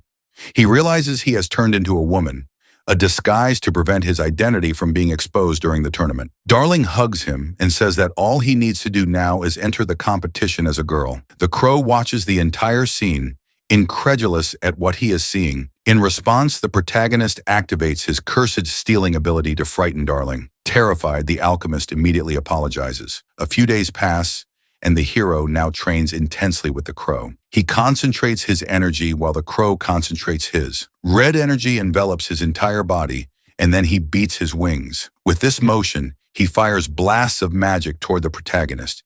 He senses the waves approaching, but keeps his eyes closed. Finally, he opens his eyes and prepares to defend against the magical waves. He uses his sword to protect himself, cutting through the advancing energy. With a series of swift movements, the hero manages to cut and deflect the blows. However, one of the attacks hits him and knocks him to the ground. Krim orders the training to end. The Pure Blade technique taught this time is a style that reads the attacks of high enemies to instantly comprehend their movements. Combined with his natural intuition and sixth sense, the technique leads him to the realm of clairvoyance. If he uses elixirs to strengthen his body, his movements will match his thoughts, and he will grow stronger. The crow announces it is almost time to leave. The protagonist gets dressed and asks if they should leave now. While carrying a potion, the crow asks if he remembered to bring what was requested. A few days prior, he learned that this medicine would make him undetectable since no magic can perceive him. The hero regrets not using this sooner instead of being turned into a woman by a prank. He was told the transformation would last for an entire day. This left him stuck in that form for a day. And even knowing Darling was trustworthy, the situation left him exhausted. Aliad, the butler, is already waiting for the hero when he arrives at the meeting point. He explains that he made an offer to Fluker, a merchant from the lawless zone who will help him enter legally. She is a merchant of corrupted species and will cross the border with him. Thanks to the butler, he can leave the mansion without any worries. The butler assures him that he can leave everything in his hands as everything will work out. He states that he will let absolutely no one enter, not even the head of the Valheim family. After Darling hands over the medicine for the discoloration disease, the young master says goodbye. The butler thanks him for curing his daughter, saying he can now die without regrets. The hero replies that if he is truly grateful, he must keep living and not dare to leave this world until he receives permission. It is a small price to pay compared to his daughter's life. In response, the butler begins to cry. He cries intensely and shouts that he will survive no matter what. Crash. Valheim realizes he can finally stop worrying about Aliad's betrayal, something that happened in his past life. Next, the protagonist goes to speak with Bianca. He thanks her for accepting his request. She says it has been a long time since she went home and that she will now get some rest, stating she will obtain the sun's snow fungus and then return. She will be waiting for him at the Green Pine Mansion when he finishes his mission. The hero promises to try to return as quickly as possible to his fiancée. He understands that was why there was so much noise the day before, and then he notices she made sandwiches for him. When he says he will eat them later, she does not show much of a reaction. She wishes Crash a safe journey, and he thanks her, wishing her the same. And so he and the crow depart for the Empire, with him in the carriage and the bird flying alongside. The protagonist wields his flaming sword in the middle of combat. With his hand, he rips out and absorbs a curse from his target. Thanks to the sixth sense, he notices that the power of corruption in the area remains stable. The cargo follows a route that avoids the sundered lands, and because of this, he is unable to absorb any curses until Krim notices a rotten apple falling from a tree. The detail catches his eye right after he comments on how the butler chose a safe route. He realizes that something is trying to stop the carriage. A group of bandits holds a girl, their intentions the worst imaginable. His companion is in shock because she could not sense the bandit's presence. The girl thinks she is going to die, but something stops the bandit just as he is about to commit the act. A mysterious figure decapitates the aggressor, saving the girl from the imminent violation. The protagonist uses his purple magic emanating from his hands to eliminate the criminals. One of the bandits, shocked, asks who this brat is. The bandit leader orders them to eliminate the boy, and they all advance on him. They surround the boy with their weapons, shouting that he has no way to defend himself. The hero summons his great sword through a magic portal, surprising everyone. He begins to slice through his enemies, eliminating the bandits with extreme ease. He cuts down another, running his sword through the man's head and ending his life instantly. He faces the lead bandit with a look filled with hatred. The bandit realizes this is no ordinary boy, and fear begins to take hold. So he tries to land a single blow to eliminate the protagonist once and for all. He strikes with his axe, but the boy blocks the attack with his sword. The protagonist activates the sixth sense and begins to predict and block every attack. The criminal shouts that cheap tricks will not work, but the protagonist replies that he could handle him even without the sixth sense. The bandit announces he will use a secret technique and tries to crush the boy's head. The hero already prepares his defense, watching the blow with clear disdain. The bandit gives a wicked look as he raises his axe to strike the boy. He uses the phantom battle axe, a strike charged with immense cursed energy. The boy watches the attack with wide eyes. The strike lets out a deafening roar. In that instant, the boy's sword is completely engulfed in flames. The sight leaves his enemy terrified, breaking out in a cold sweat before this unexpected power. The protagonist states that the technique the bandit used reveals he is a disciple of the killer dog. He claims to be a disciple of the mad dog, Belakanin, an assassin who pledged himself to the service of the world corruptor alongside the white demon Bianca. His mission was to infiltrate Stardan and eliminate many people, but Charlotte Valheim eliminated him first. With his flaming sword, he severs the bandit's arms. As a result, Charlotte gained fame throughout the Empire, and the infiltration of Stardan was delayed. This makes the protagonist wonder why Belakanin's subordinates are already in the lawless zone. He considers their appearance premature and defeats one of the mad dog's pupils, setting the man's body on fire without hesitation. A bad feeling about what is to come overwhelms him. He decides to take the golden dragon herb and flee as quickly as possible. They arrive at the imperial capital, Sun. A wooden sign indicates the registration site for the martial arts tournament. A crowd gathers to compete in the tournament. The sight of the crowd excites the fourth princess of the empire, Epiphania. She expresses a desire to take everyone to the Ron Academy, but her attendant warns her that His Majesty would be angry. The princess orders them not to mention her father or her hallucinations. Sisley's attendant tries to tell her something important, but Sisley, the emperor's youngest daughter, refuses to listen and covers her ears with her hands. At 7 years old, she possesses a brilliant mind capable of solving complex mathematical problems. Her talent is so great that many believe she can rewrite the history of the empire, a fact that is reported to His Imperial Majesty. This is how she discovers her position as an imperial candidate. Getting involved in the dispute for the throne with a fragile upbringing means immediate elimination. To survive, she needs to make everyone around her lose hope in her. So Sisley uses her brilliant mind to play the part of a completely out-of-control daughter. In the end, even those who once praised her intelligence end up giving up on her. They begin to get annoyed with her inappropriate behavior and disregard her as an imperial candidate. Her attendant notices the act, but believes she is overdoing it lately. She becomes fascinated with Crash, drawn to his narrow eyes and his dark aura. The crow on his shoulder also enchants her.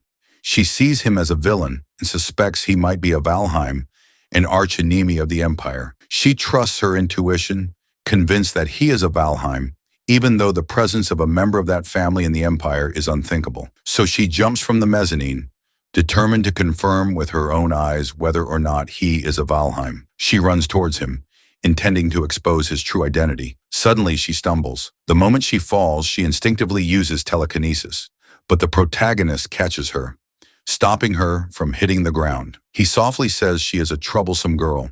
He warns her to watch where she is going and not to trip again. She thinks that his calm tone and gentle attitude are a sign that he knows exactly who she is. The hero signs up for the martial arts tournament and looks for an inn to rest. The first one he finds is completely full. The second one is also packed with other tournament participants. A third inn also has all its rooms booked. That's why he decides he will sleep on the street that night. As he thinks about this, he hears an old woman's voice calling out to him. She says he can stay at her house since he has nowhere to stay for the tournament. The woman smiles sweetly and looks harmless. The crow finds the situation suspicious, but the hero accepts the old woman's offer. Krim comments that his mother should have taught him not to talk to strangers, but the hero is tired of sleeping on the streets since his past life. The crow considers that regressor annoying and careless, so he flies after the hero toward the old woman's house. She goes to prepare dinner and instructs him to settle into the back room on the second floor. He goes up the stairs and finds a girl standing there, looking at him. It is the same princess he met earlier at the tournament hall. The hero feels an immediate exhaustion just from looking at her.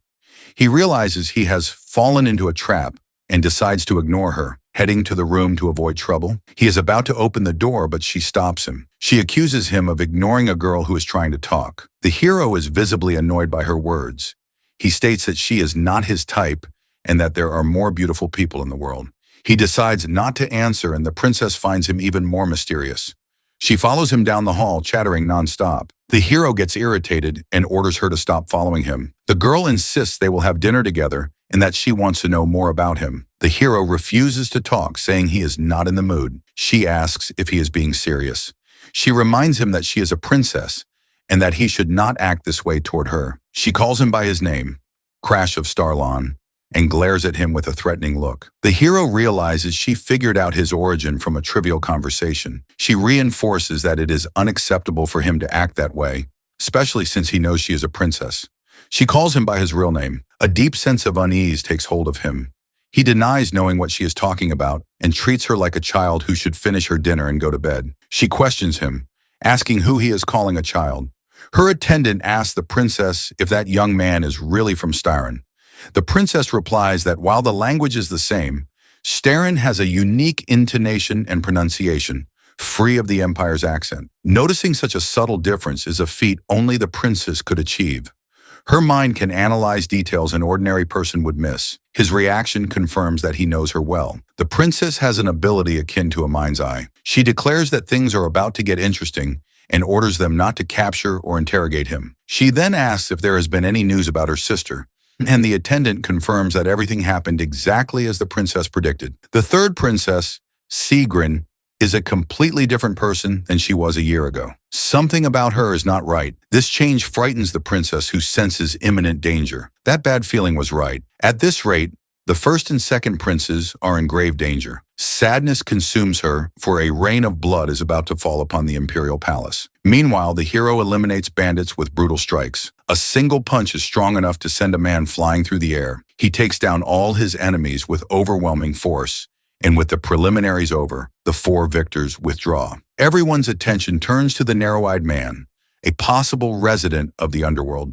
always accompanied by a strange crow on his shoulder. His dark expression is because of the girl who has been bothering him since yesterday. He is annoyed that he failed to extract any information from her during their brief conversation. Still, he feels a certain sense of relief. The encounter did not affect his performance in the preliminaries, where he defeated multiple participants at once. The preliminaries pit teams of 100 against each other, with only the top 4 advancing. He won with an absurd difference in power. Someone approaches and comments on the suspicious crow on his shoulder, confirming the rumors. The hero finds the bandaged man's approach strange. The man who looks like a mummy identifies him as a member of the infamous family of assassins, the Night Crows. The Night Crows are not part of the Empire and are feared as the most dangerous force in the underworld, having played a role in the fall of nations. He claims that as an outsider, he does not know everything, but he has never heard of a member of that family joining the academy, and says the man is mistaken. The bandaged young man says he does not care who is behind him, as he only wanted to connect with other residents of the underworld. He formally introduces himself to the Night Crow and then runs off. After the brief conversation, the stranger hurries away. Krim comments on the young man's ugly appearance and asks if he is bothering his master. The crow takes flight, declaring it will help its master. Somehow it manages to hypnotize the strange young man. The young man returns, walking mechanically, completely hypnotized. The crow informs its master that it used a simple mind control spell. He summons the crow to answer a question of utmost importance. He asks what happened to the Night Crows and learns they recently fell into a destructive spiral. His presence at the martial arts tournament was a direct order from his new master, the same one who led them to ruin. He asks who the new master is, and the man under his control prepares to answer. The new master is Sigrin, the second prince of the Epipania Empire and Sisley's brother. The revelation that it is the second prince sends a deep shock through the protagonist. After all, the Night Crows are a trap created by the Empire to monitor and control the movements of the nobility. The imperial family has always been in command, which makes the title of new master strange. This connection was a secret meant to be kept until the fall of the Empire. The fact that a low-ranking subordinate knows the master's identity means someone is manipulating the second prince and spreading this information. Originally, the second prince's role was to strengthen the first influence, but the plan was to get rid of him precisely to weaken the heir's power. In this scenario, the only person who benefits from the conflict is Sergeant Epipania. The mind behind the entire conspiracy is Saran Epifania. He can hardly believe it, as this confirms that Arthur's memory inheritance is truly working.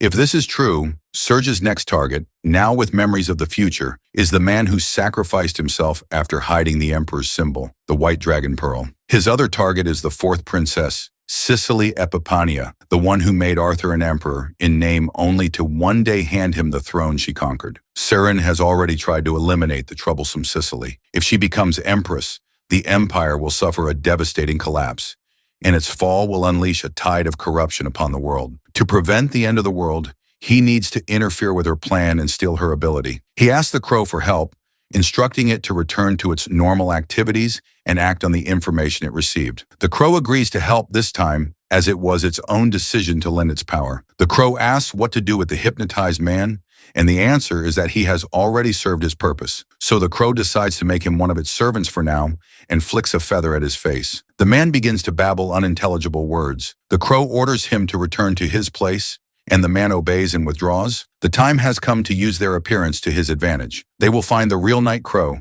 who is hiding in the tournament finals. Two strange-looking youths appear, and one of them is named Craig. One of them survives by eating trash in the city sewers. A member of the Night Crows confronts them, promising to teach them a lesson. This is the real Night Crow, shrouded in a macabre aura. In the main event of the martial tournament, in the round of 32, the protagonist takes down another opponent. The winner of the match is announced as Crash. The crowd erupts in cheers, chanting the name Night Crow. After his victory, a spectator admits he was tired of watching kids fight, but thanks to him, the tournament has become interesting. It is almost time for the real Night Crow to finally appear. The girl comes to watch, even after being warned not to come. That night, with the preliminaries over, She asks if he was the one who destroyed them. She is surprised to realize he is just a child. He finds her expression strange when he confirms that he is indeed a boy. She plays it off but acknowledges that his life is unusual. He asks if something happened and warns her to protect herself. Tomorrow is the day of the main event.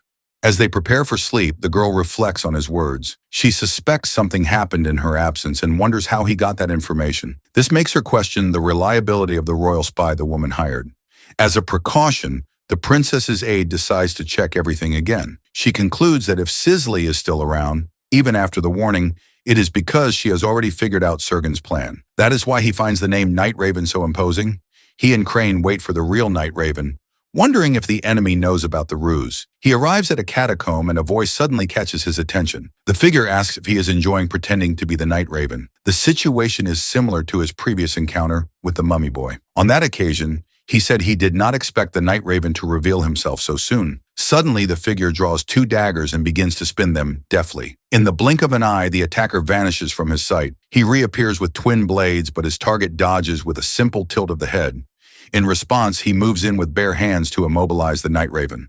With a swift move, he grabs both of the enemy's wrists, declaring that this will not be a problem. The Night Raven, however, lets out a scream as its face twists into a grotesque expression. Unexpectedly, a blade erupts from its shoulder. 2 large blades burst from the Night Raven's shoulders, and it begins to laugh manically. Immediately after, he lands a powerful kick on his opponent. Despite the impact of the kick, he manages to shatter the blades. He then lands a devastating blow to the Night Raven's face. He and his crow declare the attack futile, explaining that forbidden arts fueled by corruption do not affect him. The Night Raven's true identity is revealed. It is Ebilassi. Ebilassi reveals that Sergen holds her heart captive and demands to know where to find her. He proposes a deal. With his help, Ebilassi can get her heart back. In exchange, Ebilassi must reveal every detail of Seren's plan. The corruptor behind the Night Raven's mask is the necromancer, Ebilassi Benapot. As a corruptor, the necromancer had her heart stolen and held captive by the Empire for 1,000 years. One day, Arthur brought her in, claiming she could be useful. The Blue Generation despises corruptors. They only knew her as the world's sole necromancer, unaware of her true identity as the Night Crow. Corpses do not leak information, even if the mission fails. A necromancer who commands corpses, crows, and a family of assassins. All clues point to Ebilassi. The Night Crow's identity was unknown as the target was eliminated while still at the academy. She disappeared, possibly captured by Arthur. Dealing with her requires an aggressive attitude, a brute force approach that kicks down doors. She gets cocky easily, so he intimidates her to keep her in line. He orders her to face him, and she reminds him of his promise to find her heart. He replies that he first intends to demonstrate his abilities in person. The original target was the heart in her possession, and in that instant he activates his ability. The Black Hood's ability pierces through the locks protecting her. With so many conditions in place, a direct approach was difficult. He tells Ebilassi to entrust her heart to him. He claims he can retrieve it for her right here, right now. Tears stream down her face as he tries to break through the locks. She declares that her trust requires more than just words and demands he show more effort. She insists she is serious, struggling to project more confidence. He then asks if she is tired of her current life. If she gets her heart back, she can spend her days lazing around in her room, letting the corpses do all the work. But if he fails, she will have to obey the royal family and work tirelessly for the rest of her life. The prospect of more work brings her to tears. This is the power of a necromancer. He feels her activating her aura. She screams that she has already worked for over 1,000 years and begs for help, but he says she must offer her heart in exchange for her truest desire. She replies that she has no choice but to trust him since she does not want to work anymore, and tells him he can take her heart. He smiles. Ebilassi is finally free, and he succeeds in stealing her ability. She begs him to save her. After all, her only wish is to live in peace without working for the rest of her life. He smiles and declares that Ebilassi is free. She demands her heart back, but he orders her to fulfill her part of the deal first. He claims he will return it when everything is over. She protests, insisting she does not want to work anymore. He then questions her about Ebilassi and Sergeant's plans. She reveals that the 4th princess's swordmaster, Sarah Barra, is the target for elimination. Her orders are to use Sarah's corpse to eliminate Sisley and Fa. And so the Master Knight meets her end at the hands of Mary Diana. Mary Diana tells her she should be grateful to die for the Empire. She is then eliminated right in front of the crow. Mary Diana calls Sarah Batera a mad sword and annihilates her by running the spear through her body. Ebolowski receives the order to appear, a direct command from Seren. She is also ordered to manipulate Sarah's corpse to eliminate the fourth princess, Cicely and Fia. A year has passed since she returned to the past. She wonders if Lord Arthur is watching her and believes that both she and Seren are doing their best for him. She admits she misses Arthur. The narrative returns to one day before the destruction. On the first Saturday after the regression, Arthur asked her to meet him at 1 o'clock in the afternoon in front of the Statue of Peace. She almost jumped for joy upon seeing Lord Arthur's promise. Her heart full of hope after the regression, she goes to the meeting place, but Lord Arthur never appears. Diana wonders if she will ever see Baya or Arthur again. In the present, she has been waiting for him for a year. She wonders about her lord's whereabouts. Lady Sergen told her to believe his words and wait. That way she would recover her former strength, becoming the most powerful spear. That is why she must push herself even harder to ensure the success of this mission. A giant Balask corpse lifts Sir's body from the ground. Ebolasi, who controls the corpse, notices something and is shocked. Ebolaski retreats, aware that they are hiding a boy as captivating as Crash Valhane. She considers it a waste that he is a corpse, and she did not expect to face him in the finals. This is Per, a 14-year-old commoner who looks ordinary on the outside, but she knows he is a pure-hearted boy whose dream is to achieve world peace. At this moment, he draws his sword. Prit is a powerhouse of the blue generation, a fact he has not revealed to the Academy. Everyone notices that the Night Crow draws his sword for the first time, and they conclude his opponent must be strong. Prit says he heard that no nation can interfere in the affairs of Return Academy. Now that they have reached the finals, their admission is guaranteed. That is why he asked Crash to abandon his life as an assassin. He claims that Crash can become a good comrade. Crash senses Purr's kindness, but remembers a warning he received before the fight. The warning said that if he clung too tightly to hope, he would not be able to overcome despair when it came. Purre senses Crash's rejection of his offer of peace. The judge then orders the fight to begin. Purre uses the 10 steps of heaven technique to attack Crash. Crash recognizes the move in that same instant. He dodges with his hands behind his back, blocking the blow with his sword. Purre realizes his feint has been completely deciphered. It is as if Crash understands his entire swordsmanship in a single instant, and all his attacks are blocked. Ped's expression is that of someone who has just seen a ghost. After all, he is facing someone who has already died once. Crash watches Purre and remembers that he grew up in a region where it snows all year round. It was there that he developed steps that imitate gliding on ice. There he also created the 10 steps of heaven technique. His potential is comparable to that of Annex Glazer. Crash places the sword at his neck and advises him to get stronger. That way, even with his hope crushed, he can still leave a seed behind. Then Crash hits him with the 1-inch punch. Meanwhile, the Crow finds the analysis interesting, and Crash wins the fight. Pure falls after taking the blow and asks if they will meet again. Crash remembers helping Purre in his past life. Back then, Pure promised to work harder than anyone to protect the world, even after the curse was removed. Crash recalls the surprise he felt at the promise made after he was freed from the curse. It was the first time he had heard such sincere thanks. He replies that they will see each other again at the Academy, even defeated on the ground. Pure is happy to know they will be friends. Meanwhile, the second prince confirms that everything has gone exactly as he planned. He believes that by using the Night Crow to attract more nobles, the throne will be his. Bask replies that she is just honoring a favor. The prince reminds her that he holds her heart and that she must remain obedient. At that moment, the judge realizes something is wrong.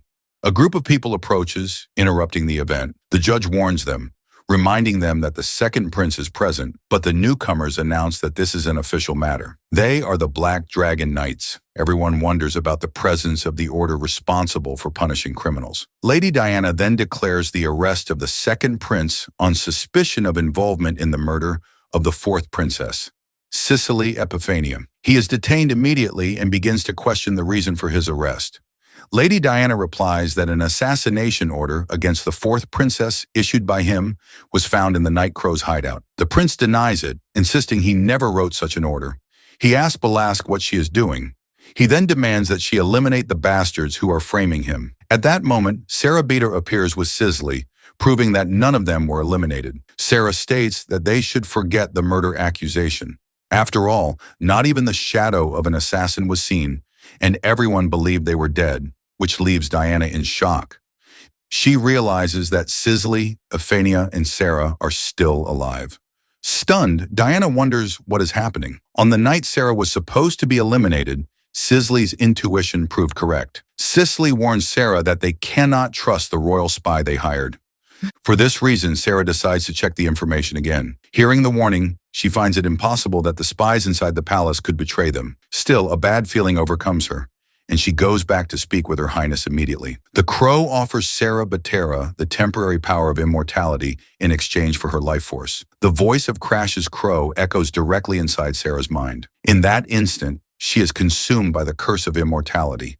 Her eyes reveal that she has acquired the new ability. A terrible headache hits her, and she wonders what the crow has done to her. Then Lady Diana appears. At the exact moment she thinks she should fake her death, Mary Diana appears before her. Mary Diana pierces her abdomen with the tip of the spear. If the crow had not granted the power of immortality, neither she nor Cicely nor Surly would be alive. For this reason, Sarah orders the arrest of the vice captain of the Black Dragon Knights on charges of espionage. Mary Diana realizes her entire plan has collapsed. She had brought the Black Dragon Knights, convinced that they were all already dead. Then Sarah decides to put an end to Diana and draws her sword. She advances on the woman and her knights. Diana watches the vice captain get killed before her eyes and wonders how it all ended up like this. She had ordered Ebelask to eliminate Sarah. Afterwards, they would use the corpse to attract and eliminate Ciri and Cicely. Yet here they are, acting as if nothing happened. The discovery of the spies and the black dragons proves the fourth princess already knew everything. That is exactly why Sergun tried to eliminate her. If she stays alive, she will become an even greater threat in the future. Diana decides to eliminate her right here and now and materializes Ebelask's heart in her hand, making the knight scream that she is a monster. She begins to squeeze the heart, forcing Ebelask to eliminate the fourth princess immediately. Suddenly, the heart disappears from her hand. She immediately notices its absence and searches her waist, but the heart is gone. She not only failed to eliminate the fourth princess, she also failed to capture the second prince, and in the process, she lost Ebel's heart. In the end, everything Mary Diana did was in vain.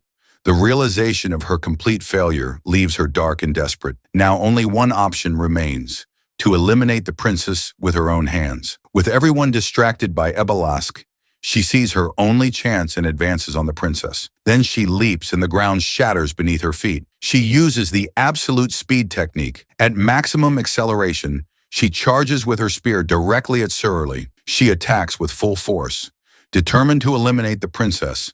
However, someone blocks the attack with a sword, and their energies collide in a direct clash. Sarah Beta recognizes the man immediately. It is Crash Valheim. Mary questions how a mere corpse managed to stop her acceleration. He replies that her simplistic way of thinking has not changed at all since their past life. Shocked, she demands to know how he knows her. The second prince does not understand what is happening, but he realizes that this is his chance to escape. In that moment of distraction, Mary is captured. She is arrested by the Black Dragons on charges of attempting to assassinate the imperial family.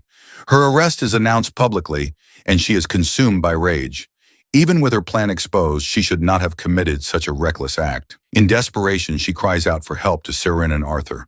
The princess and Sarah ask if Crash is all right, but he admits that he is not. He admits he barely blocked that attack. Even with his black flames, his power is still far from the master level he once possessed. Immediately after, orders are given to investigate possible accomplices. Taking advantage of the confusion, they leave the scene. Before leaving, he warns Cicely to be careful. He advises her to watch her own brothers, and then leaves with Ebelask without even treating his wounds. Sarah Bera asks what he was talking about, but Crash leaves before Cicely has a chance to thank him. Crash says he is going to the academy, and Ebelask replies that she will accompany him to repay her debt. She hands him the golden dragon herb he asked for, and asks if he has any idea how difficult it was to obtain. With the confrontation over, he returns the heart to Ebelasi. She really thought he would force her to serve him forever. She states that he is different from the other corruptors because he did not use the power of corruption to block Mary's attack. His black flames are born from the high concentration of poison in his blood. That is why she believed him, thinking he was also a corruptor, and that perhaps she had judged the others incorrectly. In that moment, the conversation is interrupted by a message from a subordinate, and the crow warns him. The warning is about his fiancée, Bianca. Something has happened to her. The news confirms that something suspicious has happened to his fiancée. The message from a subordinate in Hardened Hearts reports that a clan of assassins has invaded the mountains. His fiancée was there at that exact moment, and now she is missing. This explains the bad feeling he had upon meeting the disciple from the assassin clan. He tells Ebilasi that his fiancée is in danger, and that they must leave for Hardened Hearts immediately. Ebilasi questions him, surprised that a corruptor like him could have a fiancé. She remembers that the girl from the clan lives in Hardened Hearts. She heard rumors that the youngest Valhan's son was engaged to someone from Hardened Hearts, and cannot believe anyone would marry the daughter of such a troublesome family. But the truth is that he is not a world corruptor. He reveals that Claude is not his real name, and introduces himself as Crash Valhan, the youngest son of the family. The shock is so great that she drops her heart on the ground. Hearing the surname Valhan, she realizes he is the family's famous useless son. She cannot believe Claude was a Valhan all along. Meanwhile, in the territory of Hardened Hearts, a temporary camp stands in the mountains. Lady Jenica Harden, the family's second daughter, regrets her decision. If she had been honest about having the son Snow Mushroom, Bianca would have never climbed the mountain. Someone asks her why Lady Bianca went up the mountain. Jenica explains that Bianca could not find the mushroom in any market. That is why she decided to search for it herself and climb the mountain on her own. Days earlier, Jenica told Bianca that the useless Valhan wanted the mushroom and that she should just go home. But Bianca ignored the warning and continued her search. With a blank expression, Bianca turned to her sister and stated that Crash was not useless. Annoyed, Bianca asked why Jenica was following her, saying she should have left the search to the others. In response, Jenica offered her the Sun Snow mushroom. She said that this way they could both finally go home. The truth is that Jenica has always hated Bianca. Bianca in turn simply apologized. Her body trembled as she said it was all her fault. In that instant, the mad dog appeared. Jenica froze, paralyzed by the creature's malevolent presence. The killer reveals himself to everyone. His axe tears through the air above the field. With a single swing, he cuts down several men, tearing their heads from their bodies. A command to run echoes through the area, and the killer dog declares that he is lucky today as he cuts down another person. A warning is given for the young ladies to save their own lives. Bianca breaks into a run and orders her sister to follow. As the two hide, the mad dog comments that he did not expect to find such perfect hostages in this place. Meanwhile, the killer continues the hunt for them. Bianca reminds her sister of the promise she made to Crash to bring him the sun snow fungus, but Jenica cuts her off, demanding she stop talking about her fiancé. She declares that she does not want to lose her life in a place like this. Jenica insists there is still a way to escape since they have movement artifacts to cross the snow safely. The mad dog immediately sees their plan, stating that he knows they are trying to lure him to the glacial cliffs. He taunts them, daring them to run if they can. Bianca then points to a distant rock and says they need to jump to it. She asks if her sister's ready, knowing that a single mistake in the jump means death, just as staying there does. At that moment, the mad dog appears and comments on the danger for little girls who wander so far. Bianca pulls her sister and prepares to jump. The mad dog tries to grab them, but is shocked to see that they actually jumped. The killer wonders if they have gone mad. And then he spots the rock just below the platform that allowed them to survive. He finds the situation extremely amusing and begins his descent to reach them. Bianca asks Jenica to trust her, assuring her that everything will be all right. Jenica is in a state of shock. Bianca leaps directly at the killer dog in midair. The two collide and she knocks him off the cliff, saving her sister. Certain that Bianca is dead, Jenica tells this story to everyone. She says that was the last time she saw Bianca. The search party replies that the place where she fell has a thick layer of snow. Therefore, there is still a chance she is alive. But Jenica continues to blame herself. She thinks that if she had not suggested the cliff route, Bianca would never have had to sacrifice herself. If she had been honest about the fungi at the mansion, they would have never encountered the killer. Someone then tells Lady Jenica that Bianca must be alive somewhere. The hero listens to everything in silence, while Jenica tells the young man to stop talking nonsense, as a week has already passed.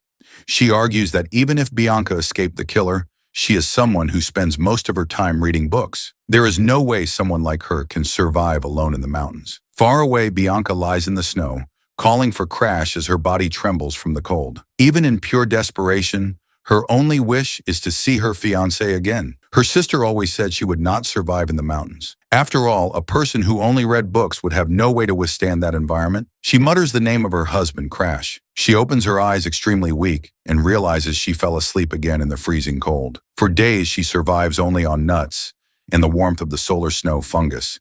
and her body reaches its limit. After falling from that killer cliff, she keeps climbing to higher places in search of help. Eventually, she reaches a warm place where the solar snow fungi grow in abundance. She collects several fungi that emit natural heat and uses them to survive the cold. In an unstable cave, she keeps herself warm and hidden. Surrounded by the fungi and guided by a survival book, she manages to treat her wounds, but the cold, pain, and hunger drain her stamina, and she does not know if she can hold on for much longer. She clings to the hope that a rescue party is looking for her, remembering the promise she made to Crash. Finally, the killer dog finds her. He announces that her journey ends there, but the girl does not even notice his presence.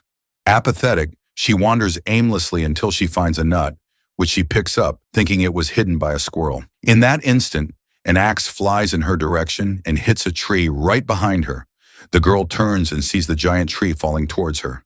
The tree collapses with a deafening crash. The impact throws her forcefully against the snow. Stunned, she wonders what happened, but realizes she is alive.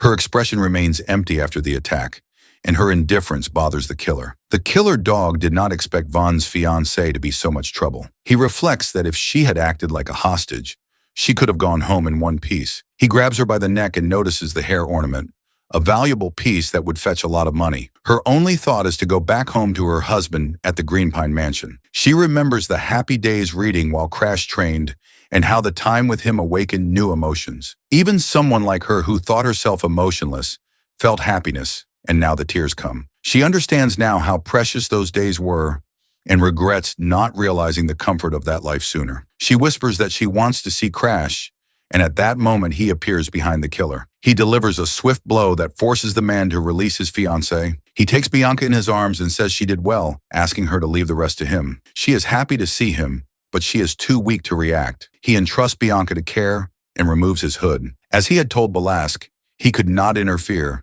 and his servants were not strong enough to fight. His first move is to rescue Bianca, moving her away from danger. He repeats that now she can leave the rest to him. Bianca thanks him, relieved by her husband's arrival. He removes his hood to cover Bianca, and in the same instant draws his sword to face the wolf. The crow states that it has no obligation to help.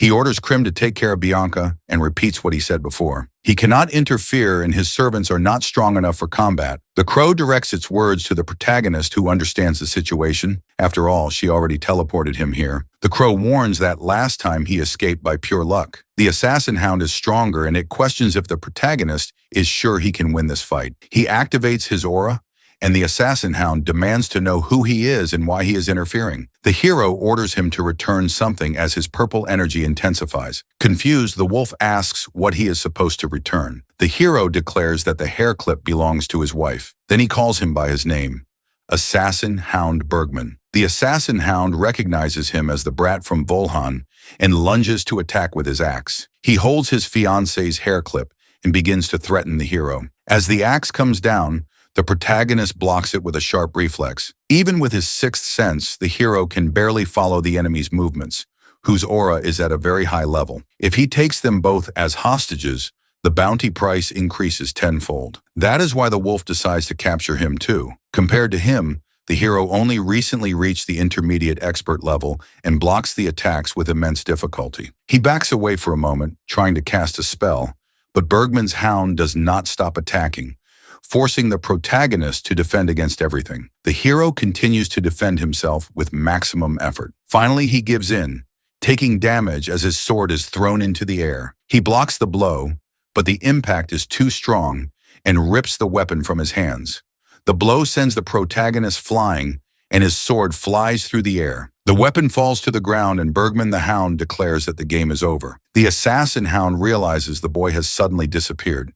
He cannot catch his scent and wonders where he went. The hero appears behind him, charged with energy and ready to land a blow. He unleashes his signature move, the one-in punch straight into the enemy's stomach. The assassin hound's ribs shatter from the impact. His dull sword does not have enough power to expand his field of control. That is why he decides to end the fight right now using his powerful flaming sword. Assassin Hound Bergman is in shock, his eyes widening as he sees the blade's transformation. Suddenly, the enemy uses the ghost snare, a technique that leaves the protagonist completely immobile. He feels a terrible pressure and doubts he can withstand it. Bergman's hound walks toward him as he slowly sinks into the snow. The search party will arrive at any moment, but before that, the hero will be eliminated by the hound. The hero falls into the ghost snare's trap. Reality distorts around him. All his senses are blocked. It is a secret technique that manipulates aura perception through sound. His old self would be defeated in an instant by such a blow, but he has already overcome this technique once using his hypersensory perception of mana flow. He activates his mind's eye to resist the attack. This is not the first time he has resorted to this power. The dog questions if he can withstand the blow, noticing his target is paralyzed. Bergman, however, is a much stronger elite fighter and knows the search party is approaching. He senses an axe strike coming from his side, but his reaction time is slow. Fear overwhelms him as he sees the blade advancing. He defends at the last second, and the dog mentions the search party. The threat to eliminate him before the party arrived was a bluff from the assassin, who now advances with his sword, leaving him terrified. By blocking the axe, he revealed a very unusual movement. Bergman does not know how long the phantom snare will hold him, so he does not approach recklessly, aware of the danger. Indeed, he breaks free and unleashes a flaming sword strike against Bergman. Bergman understands he must be more careful on his approach, or he will die. The hero shows no reaction when the dog promises to cut him to pieces to feed the pigs. The phantom snare finally takes full effect, and the boy is paralyzed once more. So he decides to keep attacking until his opponent tires and summons the phantom battle axe. An endless rain of illusory axes falls upon his head. He closes his eyes and concentrates. He blocks with great difficulty using his sword, but still suffers a few cuts. The crow realizes that at this rate he will die, and that they should not have left him there. Ibilak in her bird form wonders if she should help, fearing that Bergman's master might seek revenge. Bergman's master is the mad dog who would hunt them to the ends of hell. For this reason, they just watch the scene unfold in the snow. Still, fear drives them to help. She may be a recluse, but she knows how to repay a debt, and she will not abandon her benefactor. The crow, still in his bird form, strikes her with his wing and orders her not to interfere in the fight. After all, he was the one who decided to handle this alone. He tells her to trust the man who recovered her heart because he possesses the necessary mental fortitude. She, however, fears he will die and considers resurrecting his corpse as a backup plan. Crash feels he is at his limit and starts to gasp for air. He has been reading Bergman's attacks by spreading his mind's eye across the area, but his aura is depleted and the task is becoming impossible. From now on, he must rely on his instincts and unleash more attacks with his flaming sword. The phantom axes covered in aura rush toward him. However, he realizes the axes are an illusion, and the real Bergman is attacking from above. He stares at the mad dog above with the axe ready to cut him and enters a state of shock. His body begins to tremble as he realizes this could be his end. He confronts the truth about his own limits. He is weak and untalented, unlike the geniuses, which makes it impossible for him to grow stronger. That is why he developed a method to overcome this condition. Until now, he has hidden his fangs. But in this instant, he breaks a threshold he has never reached. He opens his eyes and activates Forced Breach. His hair grows in the form of a living flame.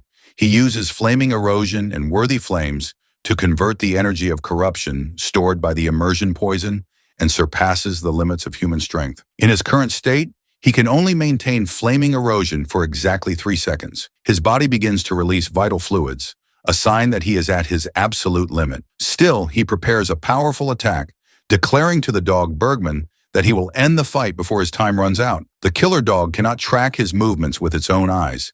He senses the attack will be fatal, and in response uses the illusory scream. The protagonist moves in for the strike, but the wolf reacts with its scream. He aimed for the neck, but missed the target because of the desperate scream the dog let out. The ability to turn sound into aura distorted his vision and threw off his aim.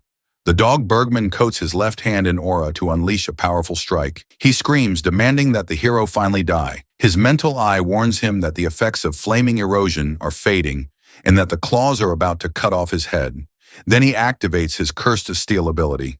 He refuses to die in this place and rips off the mad dog Bergman's arm. The enemy screams in pain as he sees his arm is gone. He opens his eyes, emanating an overwhelming energy. The crow recognizes the nature of this power. In this extreme state, his concentration reaches the domain of fusion with the world, and he becomes completely enveloped in energy. He moves in an incredibly fast zigzag. Drops of liquid fall on his arm. He sees through his own muscles right down to the bone. He feels every drop fall and sees his body like an X-ray image. His extrasensory perception reaches absolute mode, and the dog Bergman's mask is destroyed. With a brutal strike of his sword, the hero cuts him in half. The enemy's presence vanishes, wiped out by a single strike. The girl and the crow celebrate Crash's victory, who shattered his enemy. Krim is utterly shocked as he witnesses the hero's power. The strong defeat their enemies without suffering a single scratch.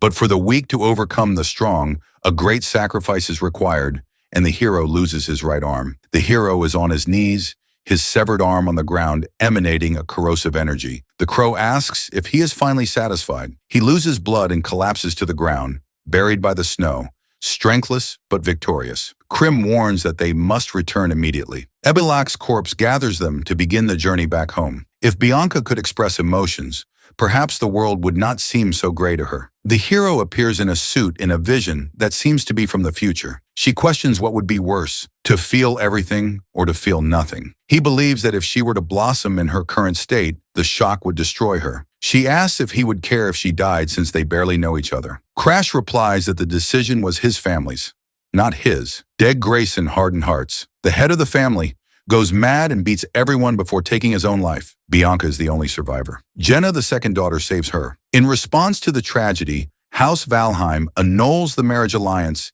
and breaks off Crash and Bianca's engagement. That meeting is arranged only as a last goodbye, as the hero knows they will never see each other again. He says she should see this as a warning and that he would not be there if she gave up on living. The girl watches him with total apathy. Then he uses the curse-stealing ability on her. His hand swallows the curse that afflicts the girl. Absorbing such a great curse would neutralize an ordinary doll instantly. Opening his eyes, he asks how she is feeling. On that day, for the first time, Bianca frees herself from the snow doll curse, only to discover that the world is a cruel place. In the same instant, she recovers her lost emotions. Something inside her transforms, and she becomes a monster. 3 years later, a war breaks out in the territory of the Ardenhards. A man of the family claims that the kingdom of Stern would be at peace if not for the Aphania Empire. It all happens because of the prince, who possesses information capable of shaking the empire. To stop him, the empire sends the Poison King. The Poison King goes mad and causes a massacre, starting the war. In revenge, the White Phantom eliminates the sovereign.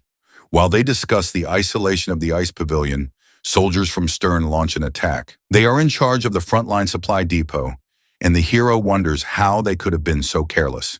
He attacks several at once, but the soldiers pursue him for being a member of the Blue Generation. The hero runs through the snow, having used the curse so much that not even a saint can cure him. With no other choice, he runs to Bianca's fortress to ask for help. He pounds on the door, begging her to open it. She opens the door just as the hero conjures ice spikes to stop the army on his heels. The ice spikes pierce through the enemies, and he eliminates them to stay alive. Bianca opens the door and remarks that it has been a long time since they last saw each other. She casts ice spells at the approaching men. The ice spikes take them all down.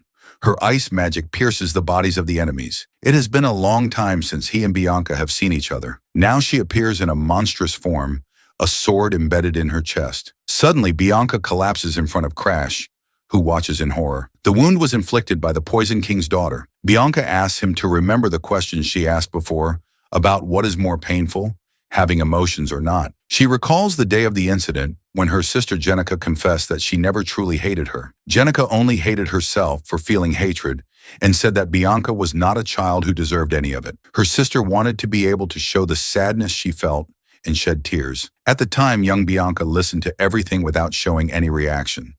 Because she had no emotions, she felt trapped inside a coffin. Back then, without emotions, she could not understand the meaning of those words.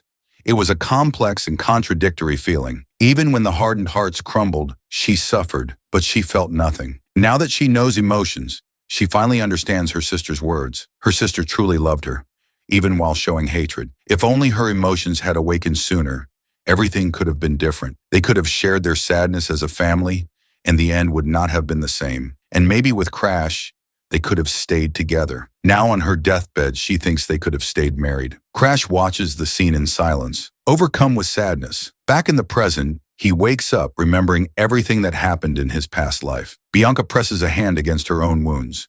She says she is by Crash's side, and the crow is glad he has finally woken up. They realize they are in the Ardenhart house. Bianca asks if his arm still hurts. Crash asks if they climbed the mountain alone, because if Queen had not warned him, he would not have made it in time. He starts to get up in pain, remembering something, and picks up the snowflake-shaped hair clip that belongs to Bianca. He places it in her hair and apologizes for not wrapping the gift. She thanks him, saying that now she can finally make him a snack. Then Bianca calls out to Crash to tell him something. She says she has no emotions, and yet she tried her absolute best to save him. She cannot feel joy, anger, or sadness. That is why she feels so frustrated. She cannot stand it anymore, and she does not want to be this way in moments like these. She says she wants to smile and cry by his side. She wants to feel anger with him when the situation calls for it, but she would hate for his emotions to disappear like hers. If he cannot smile, then she does not want to smile either. Hearing Bianca's declaration, Crash breaks into a smile. He says she does not need to worry since the curse's effect is hauled for anyone who is not the direct target. Hearing this, she asks Crash to bring back her emotions. He replies that she did not even need to ask, as he will obviously do what she wants. The second condition is unlocked, and he becomes the most important person in Bianca's life. And so another lock on the curse breaks, allowing him to advance his plan to steal her. This has always been his plan from the very beginning. The girl also feels something changing inside her. He extends his hand toward Bianca. With a smile on his face, he reaches out and promises that he will do this for her. If she could express her emotions, she would be hugging him.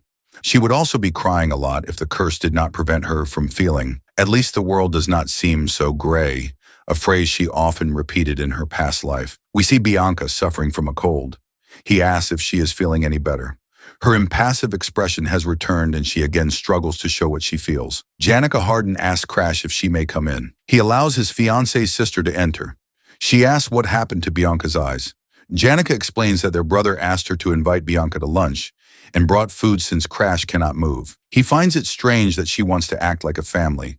He recalls that in their past life, Janica did not even look at her sister. She only apologized much later, and now he wonders if history will repeat itself. Bianca stands up visibly sick. He tells her that if Janica tries to change her attitude, Bianca has no obligation to forgive her and can ignore her if she does not like it. He promises that when this is all over, they will go home together. She tries to process her fiance's words. Then for some reason, the girl panics.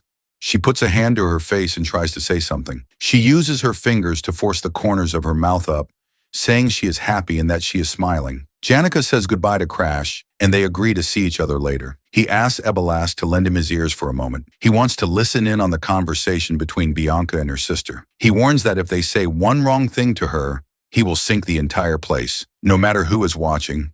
The crow questions if he really thinks he can steal its immortality in his condition, and remarks how bold he is for a returner. He tells the crow not to provoke him, as a wound like this can be healed in an instant by a saint from the Holy Land. The Holy Land of Freeman, one of the 4 great nations, is where the saint with the divine power to resurrect the dead lives. The crow doubts House Val would spend a fortune on a saint to heal someone as useless as him and suggests they replace him with a better right hand. The crow tries to understand what Val means by replacing his arm. He wonders if this was the reason Val recruited Balask, who could easily stitch on the right arm. In his rat form, Bilasi knows it will be simple to stitch a corpse's arm onto his body. The crow asks if Val plans to use Balask for all he is worth, concluding that regressors are a bunch of cold calculators. Crims who told him about the arm, and if he really believes he can fix it. He answers that it was the sword demon, leaving the crow in a state of shock. Crim asks in disbelief if he truly found the remains of the sword demon, the legendary swordsman who once shook the world, a master of the quick draw, known for killing enemies before they saw his blade. He is Crimson's most valuable subordinate, and the crow does not want Val to get near. Val states that he needs to become stronger, and that Crim must help him in the same way he helped the sword demon. The crow refuses, but Val insists, saying he knows Crim cares about all of his subordinates. He explains that finding the weakness of the Crimson Garden, the main body, is in fact very simple. The Crimson Garden sees the world through the eyes of its subordinates, and that is why Crim unconsciously becomes attached to them. Arthur had the saint by his side. If she kept healing the subordinates while he tortured them, the Crimson Garden itself would eventually reveal its location. He remembers thinking it was insane, exactly as Arthur had predicted back then. He uses this logic to persuade Crim mentioning that the sword demon died of old age. Val argues that by transplanting the sword demon's arm onto himself, he can bring the legendary technique back to life. The crow considers that this is what the sword demon would have wanted if he were still alive. Krim gives in and tells Val to wait for just 2 days. Val thanks him, but Krim warns him not to use his real name when he wants something, and then leaves. With that, the matter of his severed arm is about to be resolved. Now he just needs to observe the reaction of House Valhan to the news he sent and align his story about the arm with the hardened hearts. He also worries about the butler Ariad, who will soon discover his presence in Harden despite being told he was at the Green Pine Mansion. If it comes to that, he will simply tell the butler to mind his own business. Still, a bad feeling about all of this washes over him. Elsewhere, Bianca refuses a request.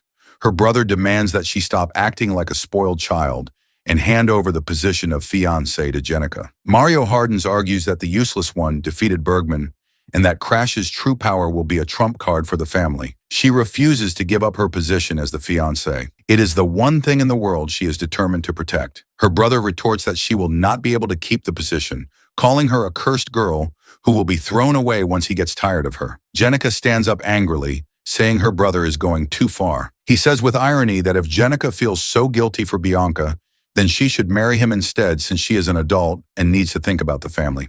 Bianca replies that she does not care what happens to the house because there has never been a place for her among the hardened hearts. Her father and her brother never cared about her, so her decision is made. Even if she is cast out and loses everything, she will stay by Crash's side. Her brother Mary explodes in fury and screams at Bianca. At that moment, someone appears. Marianne says he is busy, and the conversation is abruptly interrupted. Crash appears, stating he heard something in the hallway he could not ignore. The older brother warns him, saying he should be resting because of his injuries. He lays out 2 rumors that are spreading. The first says Crash saved his fiancée and defeated the killer hound, which cost him an arm. The other rumor claims the security of House Hardenhards is so pathetic it could not even stop the creature, and that they allowed a direct descendant of House Valheim to be placed in mortal danger in the patriarch's absence. He intimidates Lord Marion, certain he understands which of the 2 rumors sounds more convincing.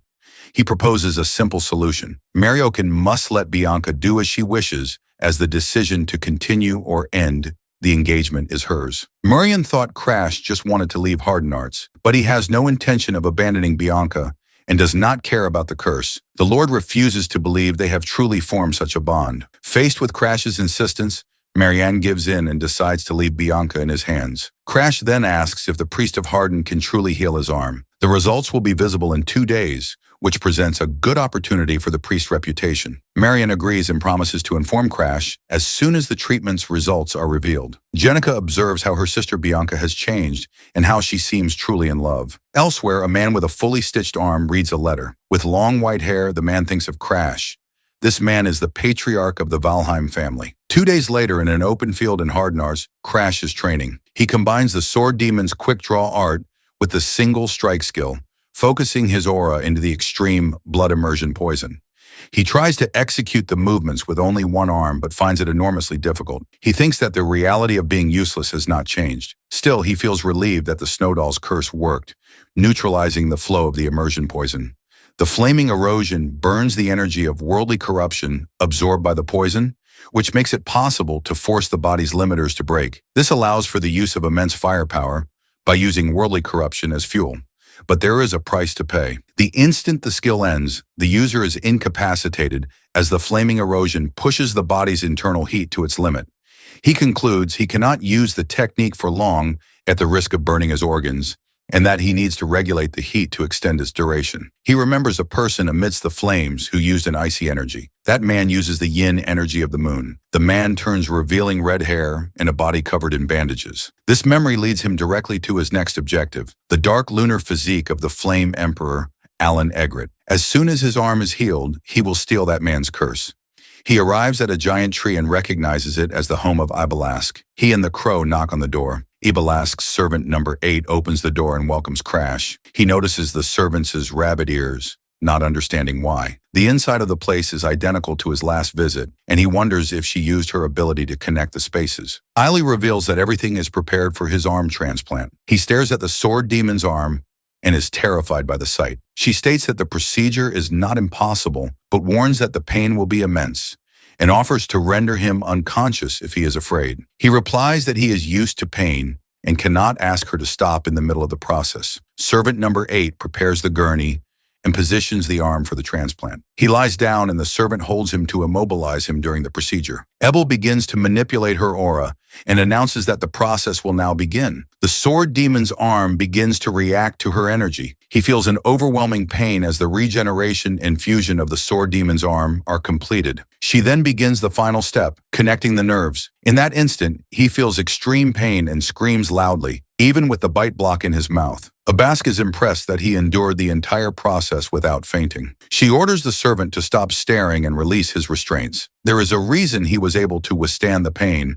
without losing consciousness. He used the extreme immersion poison on the arm, which reacted and began to take on a normal color. However, the limb began to turn disgusting, taking on a horrific shape. If he had been unconscious, the poison would have spiraled out of control. So he used his consciousness to regulate the process and allow the aura to accumulate. At that moment, he manages to use the extreme immersion poison in his blood to make the arm return to normal, and his arm regenerates completely, returning to a normal appearance. The crow realizes the process is over, and he feels the new limb as if it were his own arm. The crow suggests he test the arm while learning the art of the quick draw and asks Ebelas to use her training ground. After he blackmails her by mentioning an ancient book called Hakabun, she grants the request. She then asks number 8 to guide them to the training arena. On the way, he asks the servant what she knows about the sword demon's art of the quick draw. Krim replies that someone who claims to be a returner or a regressor should not ask about the technique with such mediocre knowledge. Crimson explains that the sword demon's quick draw may resemble his swordsmanship, but it is something very different. Normally, a quick draw technique consists of accumulating aura with the sword in its sheath and then drawing it at maximum speed. The sword demon's technique, however, is different as it breaks down the accumulated aura into fine particles to create a more efficient form. The granular aura particles explode, increasing acceleration and making the blade reach its limit speed while still inside the sheath. As a result, the blade explodes outward. The crow asks if he understood, and he replies that he did not. He decides, however, to try executing the technique in practice using his sword in the new arm. The crow advises him to surrender to the memories contained in the arm, assuring him that the technique will work. The thousands of strikes from the sword demon must be engraved in the arm, and he prepares to test this theory. Confident, he gets into position and prepares to draw his sword. Krim's mastery in the sword demon's arm. Everything now comes together in him. All that remains is his will to train, to replicate the sword draw as many times as it takes. Days later, he stops his training with the demon arm. He notices an immense amount of aura gathering in his sword. The blade fills with energy, becoming heavy in his hands. His eyes gleam as he witnesses the phenomenon. He unleashes a slash with the new arm, destroying a vast portion of land before him. The servant number 8 can see the blade's trajectory with her own eyes. He realizes that the sword demon's technique should be so fast it is imperceptible. An immense beam of light begins to form. He concludes that the problem is his aura, and the only choice is to return to the Green Pine Mansion to learn more. He thanks number 8 for her company during his training. She says he should have more confidence as a single-digit number, like her possesses the strength of a master. Bilas notices the silence and asks if the training is over. He informs Bilask that he will return to Valheim today. He warns her that if she accompanies him, she will be captured immediately, and so she must stay where she is. He understands she is referring to the 5 elders of Valheim, the same ones who tried to enslave her. He then asks if she would mind staying as he needs a favor. He asks her to watch a person known as the King of Poisons so that he does not interfere with the hardened hearts. Her only task is to ensure the patriarch of the Grain family remains safe. Bilas knows it will not be easy, but she agrees to protect the patriarch, and he thanks her. She seems exhausted by the number of requests, but understands she is just returning a favor. She does not even know what he could ask for in return. The servant number 8 asks if her mistress is okay with the decision, and Balask replies that she normally would have followed him. However, she admits that if she stayed with him any longer, she would start to project the image of her old companions onto Crash. Besides, the problems that follow a man like him would be harmful to her. In the end, she simply prefers to stay home and rest. Still, she fears he will get into some kind of trouble. She states that if that happens, she will show up to return the favor. The butler welcomes Master Crash on his return. Crash asks if anything happened at the mansion during his absence. The butler reports that the main house asked about his whereabouts, and he told them the young master was with Bianca. He explains that he posed as a careless servant in the reports to the main house, making it seem like the truth was discovered through his mistake. As a result, the main house suspected nothing, held him responsible for the failure, and fired him, calming the situation. Crash is pleased with how he handled the situation, noting that the butler remains as efficient as ever. Furthermore, the chief butler will arrive soon for a re-evaluation. The chief butler oversees all of Valheim's butlers, the only one capable of evaluating the direct descendants, and her results determine the treatment of the heirs. Dealing with her is a problem, but he needs the family's influence to steal the dark lunar physique from the Flame Emperor Alan. That is why he already plans to prove his strength. Also, Lord Darling leaves a message asking him to bring the materials as soon as he returns. He thanks Ariad, who informs him there is one last thing to report. Ariad states that Lady Charlotte is returning. To be more precise, she is in young Master Crash's room, from where she leaps out the window at that very instant. She descends using only her energy and comments that it has been a long time since she last saw her brother Crash. He knew she would show up sooner or later, but he is still surprised. She says she nearly died of boredom from having to wait so long, revealing herself as the fourth daughter of the Valham family. Charlotte asks if she should have taken longer since he seems to think so. She states that she could not have taken any longer than this. He feels an overwhelming pressure and concludes that Charlotte has probably already surpassed the master level. Then she says she is just kidding and that she heard he fought like a hero to save his fiancée. She approaches Bianca, who remains asleep and does not wake from the conversation. Seeing her brother back away, she says she is not going to steal his wife. She tells him he does not need to look at her like that, and he replies that he is surprised to have his house invaded without warning. Charlotte scoffs at the way he refers to the house as his own. Then she releases more energy and increases the pressure to intimidate her younger brother. She states that the mansion belongs to the Valheim family, and therefore it also belongs to her. She says she only came to her own home, and yet he acts with such a pretentious attitude.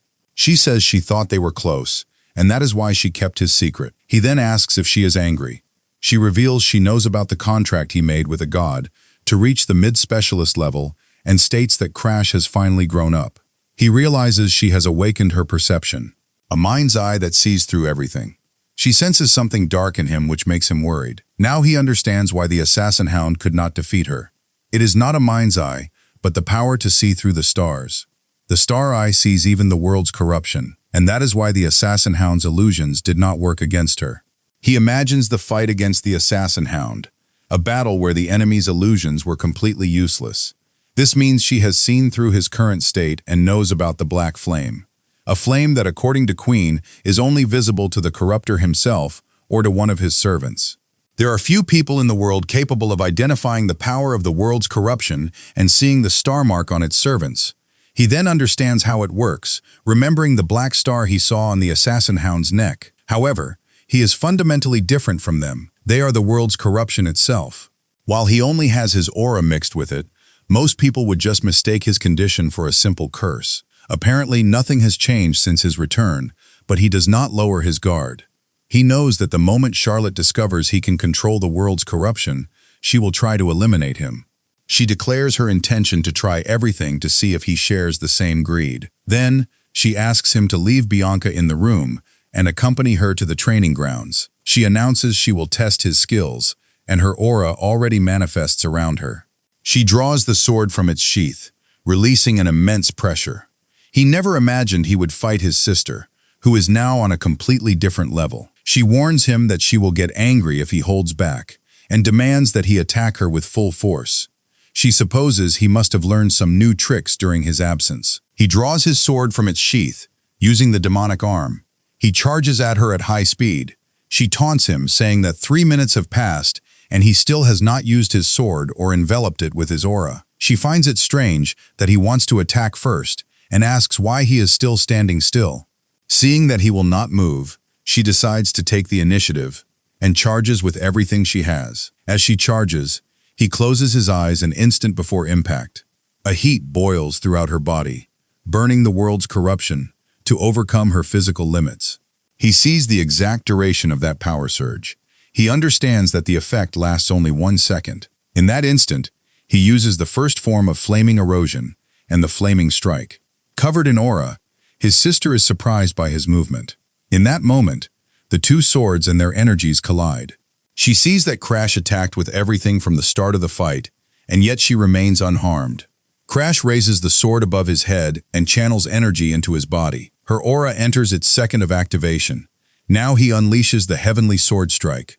The attack hits his sister, and her wooden sword flies from her hands. Crash is still holding back, and her wooden sword shatters. Without a real blade, she forges a new weapon with her own aura. She condenses her aura, demonstrating her mastery as a swordswoman, while Crash activates a purple magic in his hand. He uses his ability, and a mouth materializes on the palm of his hand. He activates the Black Hood against his sister, Charlotte Valheim. At his current level, he cannot break through her aura. The aura blade strikes him on the palm of his hand, yet he does not retreat. Despite this, the curse of the Black Hood hits her. In that instant, his sword comes very close to her neck. He then declares that she is captured and that he has won the fight. Crash uses the Black Hood's ability against his own sister. With his current strength, he cannot pierce her aura, but it is enough to make the curse reach her. The girl admits that the attack was unexpected. She reflects that Crash truly managed to touch the flow of her aura, a unique power granted by the gods, an immense current that envelops her body at all times, an absolute barrier that no one weaker or at her same level has ever touched. Crash is the first, and he even held back in the fight using no swordsmanship techniques. But if that attack had truly connected, she could have died in that exact instant, a result that should never be possible. She talks with Ariadne, worried about Crash's arm, which seems to be completely healed. Crash mentions that he will go to Ray Hearn Academy, but right after the mock battle, he loses consciousness. There are only 3 weeks left until enrollment, and she says that is plenty of time, deciding to go on ahead to wait for him. A few days later, at the Danphalian Alchemy Workshop, the elixir is complete. Darling hands over the vial, and Crash acknowledges her great skills while Krim asks for a nearby training ground. He asks Darling if he can use his training ground, and the alchemist agrees to the idea. Crash then asks about a type of medicine he had mentioned. Crash Valheim holds the medicine as he enters a state of meditation. Taking the pill is a simple act, but he tries to understand Krim's reaction, who starts to laugh. He ingests it without knowing what it is, an elixir called the Crying Dragon Pill. The legend says that a dragon must scream 9 times to be born. And just as muscles tear to grow, the pill destroys the body's strength. The goal is evolution. Krim states that he is already used to the pain and will endure the pill to become stronger. At that moment, the crow lets out a loud laugh. Crash starts to feel an internal heat, but for now, the sensation is not unbearable. He remembers having felt like he was inside a furnace, and the current heat seems mild in comparison. He says he has been through worse, and mocks the crow for thinking he could not endure this pain. The crow asks what kind of life he has lived, and Crash replies that he cannot explain. He reaches a point where he absorbs as much as he can, and the more he concentrates, the higher the absorption rate. Krim notes that his concentration is truly incredible. After all, this is a man who endured the agony of his organs burning and his nerves being remade. Of all the returners Krim has ever seen, he is the most different. Enduring this pain is what makes him obsessed with his goals, and if one day he reaches his limit, Krim will be forced to lift him up again, because that is the promise the two of them made. The protagonist feels as if he is submerged, realizing the nature of his aura. What was once a mere puddle has now transformed into a vast lake. Before, he could only refine the quality of his aura with secret techniques, and there was a clear limit to the increase of his total energy. But after the Weeping Dragon Pill, he ascends to the level of a high-level expert in an instant, skipping the intermediate stage and reaching the realm of geniuses. He feels satisfied to finally be on the same level as the prodigies. He then manipulates his newly expanded aura in its entirety. The crow comments on his stubbornness, noting that using Ignis to burn away the pill's impurities was a good idea. He replies that he has to be stubborn, otherwise he would stand no chance against stronger opponents. This includes Krim the Crow himself. Hearing Crash's words, the crow agrees. Darling appears, saying Bianca wants to see him and asking if he is finished with what he was doing. His fiancée decides to keep him company and appears right after. He tells her that from now on she should wait somewhere more comfortable while he trains. Darling watches the scene and reflects that having a fiancé seems very nice. He then suggests that maybe he should get engaged to Charlotte as well. When Crash threatens him, Darling simply replies with another flirt. Darling watches him with admiration and asks if he will enroll at Rahern Academy next year, receiving a confirmation. Hearing the answer, he decides he will enroll first, because he wants Crash to call him senior. He explains that he did not go to the same academy as Charlotte last year because the institution requires very high grades. Students only advance to the next grade if they do not fail their exams, and he asks if Crash is ready to enroll. He concludes that this is the perfect chance to be by Charlotte and Crash's side. Crash asks if his sister will also go to the academy, as he thought she was busy fighting corruption around the world. Darling admits it is just a hunch, and that he does not actually know if Charlotte will really enroll this year. He then hugs Crash, telling him not to feel lonely because time will fly by and they will meet at the academy. Crash reacts with disgust, ordering Darling Danilian to get away from him immediately. At that moment, the headmaid arrives for a visit. She announces that Lord Crash has returned to the Green Pine Mansion. She turns to a subordinate and gives an order. He is to inform the Green Pine Mansion that Lord Crash's examination will be held in 1 week. She stares at her reflection in a sword's blade, her expression filled with great expectation. The headmaid takes her leave, letting out a restrained laugh. She states that she is looking forward to the examination and to witnessing how much Crash has grown. Arriving at the Green Pine Mansion, Crash is met with a surprise. He comes face to face with the headmaid herself. He greets her formally and asks how she is doing. He reveals that the woman is his great-aunt Catherine Valhern. He comments that he heard about the need to retake the exam even after defeating the master-level killer dog.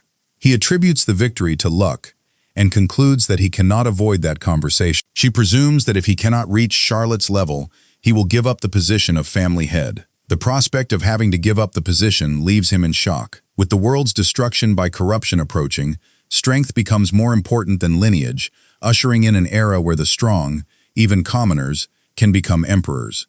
Although it is natural that such a future cannot be imagined now, the current situation is so trivial it is almost comical. He begins to laugh, leading his great-aunt Catherine to question the reason. He questions if becoming the head of Valheim is a challenge worthy of the strong, and decides to proceed with the exam. His question offends Catherine. To her, he seems like a completely different person from who he was a year ago. He states he has already reached the expert level and that he will pass the exam if he can force a master to retreat a single step. He does not believe it will all end with a single step, but tells her that as a master, there is no reason to worry. The hero begins to draw his sword from its sheath. He takes a stance that surprises his great-aunt as he unsheathes the blade. It is a fast draw technique, reminiscent of the sword demon stance. That man's fast draw was unmatched, but he is no longer among the living. She is in shock as she witnesses the hero's movement. The hero channels a powerful aura, which vibrates intensely inside the sheath. There is no doubt that is the sword demon's stance. She sees the spirit of the sword demon manifest behind him, and then she understands everything. The hero grits his teeth and exhales, releasing a burst of mana as he draws the sword from its sheath. He uses the first sword technique and unleashes the strike. The waves of energy surge toward Catherine, who reacts by drawing her own sword. She grips the sword firmly and acknowledges that his move was good. She wonders where he learned such a technique. She positions the sword in front of her, preparing to block. She moves her blade to intercept the hero's attack. With a single slash, she dispels the wave of energy and states that he is no longer the same person. The clash of the blows generates a powerful shockwave. She smiles upon realizing she is unharmed, but in that same instant, something surprises her. Her sword shatters completely. Even though it is an ancient blade, she cannot believe what she sees and declares that he has passed. She reinforces the result, confirming that the hero passed the exam. She congratulates him on a job well done, but before she can leave, he asks her to wait. He states that he wishes to join the Sekai Knight Order of Valhan, currently stationed at the Red Magic Tower of Halgren. She questions his choice for the mid-level Sekai Order, and he confirms. She stares into his eyes, trying to decipher what he is truly planning. She informs him that she first needs to consult the Knight Commander. He thanks his great-aunt Catherine. Exhausted, He collapses to the ground upon hearing that Charlotte endured for about 7 steps. An imposing voice echoes, bringing this information to him. It is the voice of his father, the head of the Valheim family, the martial Emperor Balrog. His presence is overwhelming, and he notes that the hesitation in the boy's eyes has vanished. He states that Crash has grown up and orders him to rest for today. The young man does not understand why his father came all this way just to say that, and Balrog announces that they are returning to their territory.